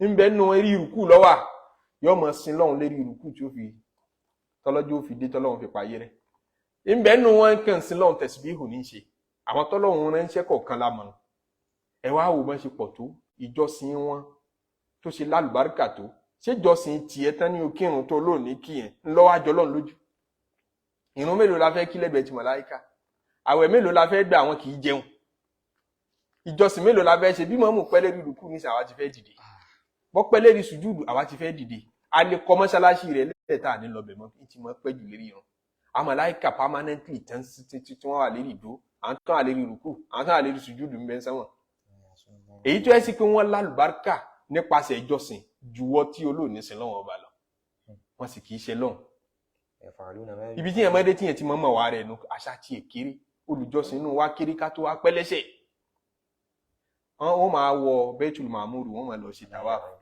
wala ya'uduna ilayhi àwọn 70,000 tó bá wọ bẹ̀ lóòjọ́ wọn tún ní débẹ̀ mọ́ta yóò fi parí. فدخل فإذا هو برجل أشمط. ẹ̀gbà wa mi lọ fẹ́ wọ̀ anabi Ibrahim alayhi salatu wa salam la anabi Muhammad wa bá níbẹ̀ àmọ́ ẹ̀gbà wa mi sọ fún wa pé nígbà tó bá Ibrahim pàdé ìrísí tó fi bá a pàdé ni pé birajulin ashmat orí níri arákùnrin kan bàbá kan ashmọ́tọ̀ tó ti dárun funfun papọ̀ mọ́ dúdú irun dúdú rẹ̀ ti di funfun jalisun ó ti dàgbà jalisun inda babil jannati ẹnu ọ̀nà àlìjẹ́nà ló jókòó sí ala kursiyyin lérí àga ńlá kan wa indahu qawmun julusun àwọn kan wá jókòó tí wọ́n pọ̀ bidul wujuhi ojú wọn funfun amsalul qaratis wọ́n dàbí ìwé funfun bí pépà ṣe mọ́ funfun yẹn ànábì ní lójú gbogbo wọn ṣe funfun lọ gbá nìyẹn bàbá yẹn náà funfun irun orí rẹ̀ funfun àwọn tó wá jókòó tí inú ojú wọn funfun lọ gbá wa qawmun fi alwanihim shay'un àmọ́ àwọn kan náà tún jókòó lẹ́yìn àwọn tó ju wọn funfun yẹn àwọn náà jókòó tá ànábì yẹn àrẹ bàbá náà fi alwanihim shay'un àwọ̀ tí wọ́n dà papọ̀ kò funfun tán faqama ha'ula'i alladhina fi alwanihim shay' àwọn tí nǹkan bẹ níbi àwọ̀ tí wọ́n tí ò funfun tán ni wá dìde fadakhalu naharan wọ́n wọnú odò kan lọ fagtasalu fihi inú odò yẹn wọ́n ti lọ wẹ̀ fakharaju wọ́n á jáde kúrò nínú odò wa qad khalasa min alwanihim shay' àwọn díẹ̀díẹ̀ nínú àwọn ìdọ̀tí tí ń bẹ lára wọn ti gbọ̀n dànù nígbà tó fi jáde nínú odò náà thumma dakhalu naharan akhar lẹ́yìn tán jáde nínú odò kíní wọ́n tún wọnú odò kejì fagtasalu fihi wọ́n tún lọ wẹ̀ ńbẹ̀ fakharaju wa qad khalasa min alwanihim shay' ìgbà wọ́n jáde kúrò nínú odò kejì yẹn díẹ̀ nínú tó tún wà lára wọn tí ń jẹ́ dọ̀tí sùn sí jábọ́ thumma dakhalu naharan akhar ìgbà wọ́n á wọnú odò kẹta fagtasalu fihi tí wọ́n lọ wẹ̀ ńbẹ̀ fakharaju wa qad khalasat alwanuhum khalasat alwanuhum àwọ̀ wọn ti wá mọ́ kànga fasarat wọ́n wá dàbí misla alwani ashabihim àwọn náà wá di funfun báláú àwọn èyí ṣe funfun tẹ́lẹ̀ báláú ìdọ̀tí ń bẹ lára wọn àwọn náà padà wá di funfun bí àwọn ìjọ kínní táwọn náà jókòó ti bàbá ta ní ọ̀pọ̀lọpọ̀ àwọn tó jókòó ti funfun àwọn tí ò funfun nù wọn wọnú odò mẹ́ta lọ nígbà wọn wọ inú odò mẹ́ta yẹn náà ara tiwọn náà ti mọ́ wọn ti funfun wa. faja'u jalasu ila ashabihim wọ́n wá dé àwọn náà wá jókòó táwọn èèyàn wọn tó funfun báláú dúdú wọn á jọ funfun papọ̀. faqala ya Jibrilu man hadha Ànábì nígbà tóun rí kíní ẹ lòun béèrè lọ́wọ́ Jibrilu ké Jibrilu ta ni bàbá tí irun gbọ̀n rẹ̀ àti irun eré rẹ̀ funfun tó jókòó yẹn. thumma man ha'ula'i albidul wujuh ta làwọn èèyàn tó funfun lọ gbáà tán jókòó tì í. wa man ha'ula'i alladhina fi alwanihim shay' àti wípé àwọn tó ní ìdọ̀tí lára yẹn ta ni wọ́n. wa ma hadhihi al-anharu allati dakhalu odò tán fiha wọ odò mẹ́ta tí wọ́n wọ̀ lọ tí ara wọn ti ń funfun bọ̀ wá yẹn kí lodò yẹn túmọ̀ sí. faja'u wa qad safat alwanuhum nígbà wọn ò fi jáde ní odò yẹn mo rí para dodo wọn ti mọ́. qala hadha abuka Ibrahim Ànábì sallallahu alaihi wasallam ní Jibrilu ní bàbá rẹ̀ Ibrahim ní bàbá tó funfun lọ́ọ̀kan. awwalu man shamata ala al-ard àkọ́kọ́ ẹni tó kọ́kọ́ léwu tẹ́rí tí irun gbọ̀n rẹ̀ funfun báláú sírun orí rẹ̀ funfun báláú lérí ilẹ̀ ní Ibrahim ńlọdúnlódé kọ́lọ́hún ó ṣe ìméjì rẹ̀ báwọn. wa amma ha'ula'i albidul wujuh so ara àwọn èèyàn tí wọ́n jókòó ti tójú tí wọ́n náà funfun lọ gbáà. wa qawmun lam yalbasu imanahum bi zulmin òun làwọn tí wọ́n mẹ́bọ papọ̀ mọ́ ìmánì rí ó kéré ó tóbi nínú ẹbọ kò wọnú iṣẹ́ wọn rí kárí mi tẹ́ ń wò yẹn ẹbọ ni àmẹ́bọ kékeré ni kò sọ yẹn di kèfèrí pé ó ní kárí mi ó ti di kèfèrí irun rẹ̀ àwẹ̀ rẹ̀ ti bàjẹ́ kò rí bẹ́ẹ̀ ó sì jẹ́ mùsùlùmí àmọ́ bó ṣe lè wọ ọmọ ẹbọ lòun náà kéèyàn wọn gbọ́kànlé nǹkan míì lẹ́yìn Ọlọ́run ẹbọ lòun náà ẹbọ kékeré ni àti bẹ́ẹ̀ bẹ́ẹ̀ lọ nínú àwọn iṣẹ́ ẹbọ tí wọ́n sáré sínú ẹrù wa kéèyàn bẹ̀rù nǹkan míì yàtọ̀ sọ́lọ́run ní bíbẹ̀rù tó yẹ kéèyàn bẹ̀rù Ọlọ́run yàtọ̀ sí pé èèyàn bẹ̀rù gan ó lójú àjẹ́ ó lójú oṣó ìbẹ̀rù tẹ́ pé kò yẹ kí irú bẹ̀rù kò yẹ kí èèyàn fún nǹkan míì lẹ́yìn Ọlọ́run ìbẹ̀rù yẹn tó bá ní nínú iṣẹ́ ẹbọ kékeré ni tó lè ba iṣẹ́ rẹ̀ jẹ́. Àwọn ẹbọ kéékèèké bẹ́ẹ̀ àwọn pípù yìí ò ní nínú iṣẹ́ ló jẹ́ wọn funfun báláwo. Àwọn lànàbì sallallahu alaihi wasallam ròyìn pé yadkhuluna al-jannata bighairi hisab. Àwọn tí wọ́n wọ àlìjẹ́nà láì ṣèṣirò la yatatayyarun, wọn kì í fi nǹkan ṣàpẹẹrẹ aburú pé òjò tó rọ̀ láàárọ̀ yìí tẹ́nìkan sì promise mi kí n wá gbowó ìṣe pé promise yẹn ó fail pẹ̀lú òjò yìí ń fòjò tí ò ní òun ṣe pẹ̀lú ń fi ń ṣe sábàbí. Àmọ́ ń wá lọlé mọ̀ ń kọsẹ̀ ṣe pé ní bá ń lé. Àwọn tí wọ́n ṣe tatayyur àti wípé obìnrin yẹn nìkan fẹ́ tẹ́lẹ̀tẹ́lẹ̀ ẹnìyàn ò lówó lọ́wọ́ mọ́ ẹlòmíràn tún fẹ́ òun náà tún lówó lọ́ bad luck ń bẹ lára ẹ̀ tatayyur. Àwọn tí èṣe bẹ́ẹ̀ àwọn tó yẹ sí pé la yasterquna kódà àwọn yẹn pé wọ́n á ṣe rúkìá fáwọn wala yaktewuna ó bá wọn débi pé wọn kì í lóògùn tó bá rẹ̀ wọ́n níbi tí wọ́n gbọ́kàn lọ́lọ́ nìkan dé wọn pé ká ṣe bẹ́ẹ̀ ṣe dandan fáwa o àmọ́ ìmánì tí wọ́n débẹ̀ first class ni wọ́n wa ala rabbihim yatawakkalun Ọlọ́run nìkan náà gbára lé irú wọn yẹn lójú wọn funfun níwájú Ànábì Ibrahim báláwo. Wa amma ha'ula'i alladhina fi alwanihim shay'. Ànábì Muhammad wa ni Jibrilu ń ṣàlàyé fún òun pé sọ ráwọn tí díẹ̀ ń bẹ nínú àwọ̀ tí wọ́n tó dọ̀tí. fa qawmun khalatu 'amalan salihan wa akhar sayyi'an. Àwọn làwọn tó daṣẹ́ rí papọ̀ mọ́ iṣẹ́ bí ń kírun tòótọ́ ń gbààwẹ̀ ọgbọ́lọ́ngbọ́ àmọ́ kò rí bí balance níbi irọ́ pípa kò rí bí balance níbi bóyá jìbìtì lílù ó láwọn àṣìṣe míì nínú ọ̀rọ̀ sísọ nínú ìṣesí nínú ọtí mímu nínú ṣìnà àti bẹ́ẹ̀ bẹ́ẹ̀ lọ. khalatu 'amalan salihan wa akhar sayyi'an iṣẹ́ rí ń bẹ lọ́wọ́ ẹ̀ iṣẹ́ tí ọ̀dá náà ń bẹ lọ́wọ́ ẹ̀. fatabu àmọ́ wọ́n padà túbá. fataba Allahu Ọlọ́run alayhim. sì gbà tútúbá wọn. wa amma al-anhar. sọ̀rọ̀ àwọn odò mẹ́tẹ̀ẹ̀ta yẹn. fa awwaluha rahmatullah. Odò kíní òun lodò rahmatullah odò kẹ́ òun lodò tí wọ́n kọ́ gbé wọn wọ̀ níyàn bá ti wọnú ẹ̀yọ́ mọ̀. wa thani. ẹlẹ́ẹ̀kejì. ni'matullah. ìkẹ́ Ọlọ́run ọba ìdẹ̀ra ní bẹ́ẹ̀ ìkẹ́ káforíjìyàn lákọ́kọ́ ìdẹ̀ra káwá ṣàlékún oore fún lẹ́kejì. wa thalis. saqahum rabbuhum sharaban tahura. Odò kẹta tí wọ́n wọnú tán wọnú ẹ̀ lọ wọ́n lọ mú mi bẹ̀ ni omi tí fọyàn mọ́ míyàn bá ti mú èèyàn tó ní dọ̀tí mọ́ láíláí pé wà saqahum rabbuhum sharaban tahura. Àwọn tẹ́lẹ̀ tí wọ́n máa ń náwó nítorí tọ́lọ́hun tí wọ́n máa ń ṣiṣẹ́ nítorí tọ́lọ́hun ọba Ọlọ́run ní tó bá dijọ́ kan yìí fún wọn lómi mu omi tá a fi fọyàn mọ́ ọlọ́mọ ṣàfọwá mọ́. Àmín. Àdúrà Ànábì Muhammad pé igsilni bil ma'i al-bardi wath-thalj Ọlọ́run fọ̀ mí mọ́ pẹ̀lú omi tó mọ́ jù. Àmín. Omi tí ò ní jẹ́ kí èèyàn ní bad luck lára omi tí ò ní jẹ́ kí èèyàn lórí ibú kan lára èèyàn wẹ̀ tán kò sájẹ kan tó lè ranjú mọ́ kò sóṣù kan tó lè dẹ́rù bá mọ́ Ọlọ́run ṣàfomi bẹ́ẹ̀ wẹ̀ wá. Àmín. Àwọn èèyàn táwọn náà bá ti wá wẹ̀ nínú odò wọn àwọn náà wà dẹni mímọ́ wọ́n ní ìrísí tí wọ́n rí Ànábì Ibrahim alayhi salatu wassalam àwọn tó jókòó tí ń jọ náà nù. Naam. Thumma dhahaba ila sidratil muntaha. Lẹ́yìn náà Ànábì sallallahu alayhi wa sallam ní àwa gbémi ga àti wá gbémi dé ààyè tí wọ́n ń pè ní sidratul muntaha ààyè igi sidratul muntaha ẹ jẹ́ á dúró níbẹ̀ káwa náà ṣe muntaha wá síbẹ̀ ìsìdá bá débi sidratul muntaha káwa náà fi bẹ̀ ṣe muntaha ìtumọ̀ muntaha níbi àmọ́ stop sí gbogbo ẹ̀dá tọ́lọ̀ ń dá pátápátá wọn ní ibi tí gbogbo wọn dé nìyẹn lẹ́yìn ibẹ̀ yẹn kò sẹ́dá máa dẹ́dá lókù gbogbo tí ń jẹ́ ẹ̀dá pátápátá tó fi mátẹ́gùn tó fi mọ́ gbogbo ẹ̀ pátápátá ibi tí wọ́n stop sí nìyẹn gbogbo àwọn màláíkà tí wọ́n súnmọ́ Ọlọ́run pẹ́kípẹ́kí jùlọ ibi wọ́n stop sí nìyẹn wọ́n ní súnmọ́ Ọlọ́run jù bẹ́ẹ̀ lọ ẹ̀dá kan kọjá abẹ̀rí kódà nígbà tí Jibrilu máa nábì débẹ̀ òun náà ní ibi tí ní kọjá bí ẹnìkan ò lè kọjá bí ànábì wa kọjá bẹ̀ ìtumọ̀ ẹ̀ ní kọ́ kọjá gbogbo ẹ̀dá ó ju gbogbo tí ń jẹ́dá lọ ó kúrò ní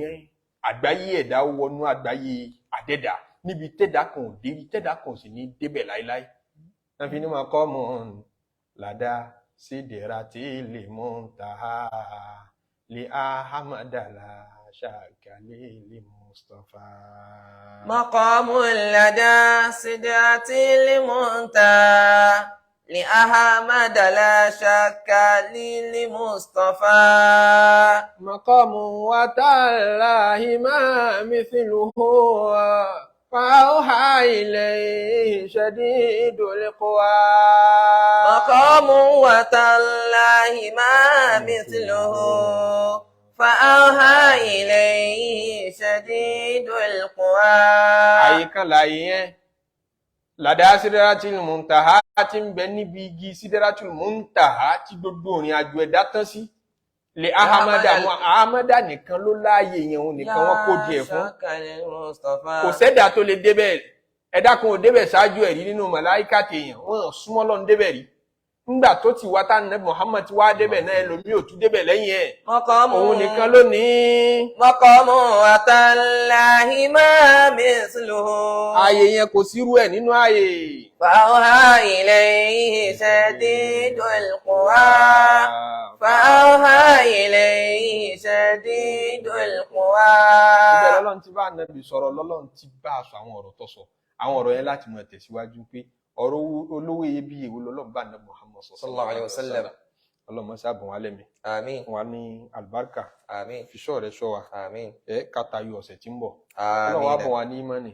àmín. fi omi oore tó fi ń fọ àwọn ẹni rẹ̀ mọ́ yìí wọ́n ṣàfihàn àwa náà kúrò níbi gbogbo àwọn ẹ̀ṣẹ̀ já lè jáwọ́ ká lè túbà kọjọ kú owó tó dé yọ́nú sí wa láyé kọ yọ́nú sí wa tó bá di jọ́ àlùkìyámà gba dúdú pẹ́pẹ́ ń furu wa gba irun wa lọ́wọ́ wa gba àwẹ̀ wa lọ́wọ́ wa gba gbogbo àníyàn tá a ní tọ́da lérí ẹ̀sìn àwọn ìtókù díẹ̀ nínú iṣẹ́ wa Ọlọ́run ṣe àforíjìn wa àforíjìn yẹn kọ́ kárí àwọn òbí tó bí wa odórí àwọn táwa náà bí odórí gbogbo nǹkan ní wa pápátá Ọlọ́run sọ àfọ̀rọ̀ wa lé ọlọ́ ẹ̀sìn wa lé ọlọ́ àfi dúkìá wa lé ọlọ́ Ọlọ́run ṣùgbà wa o lọmọ ṣùgbà wa lọmọ ṣùgbà wa abádé nínú sàárì kábáyọnú Ọlọ́run pa abádíwájú Ọlọ́run jọ sí o kábáyọnú Ọlọ́run pa bùwá láṣìírí láyé kò bùwá láṣìírí tó bá dijọ́ àlùkìyámà wọ́n dá wa padà sẹ́yìn ayé wájú ọmọ rọrùn ọ̀run wa náà Ọlọ́run jẹ́ ọrọ̀run subhana rabbika rabbil izzati amma yasifun wa salamun ala al-mursalin walhamdulillahi rabbil alamin.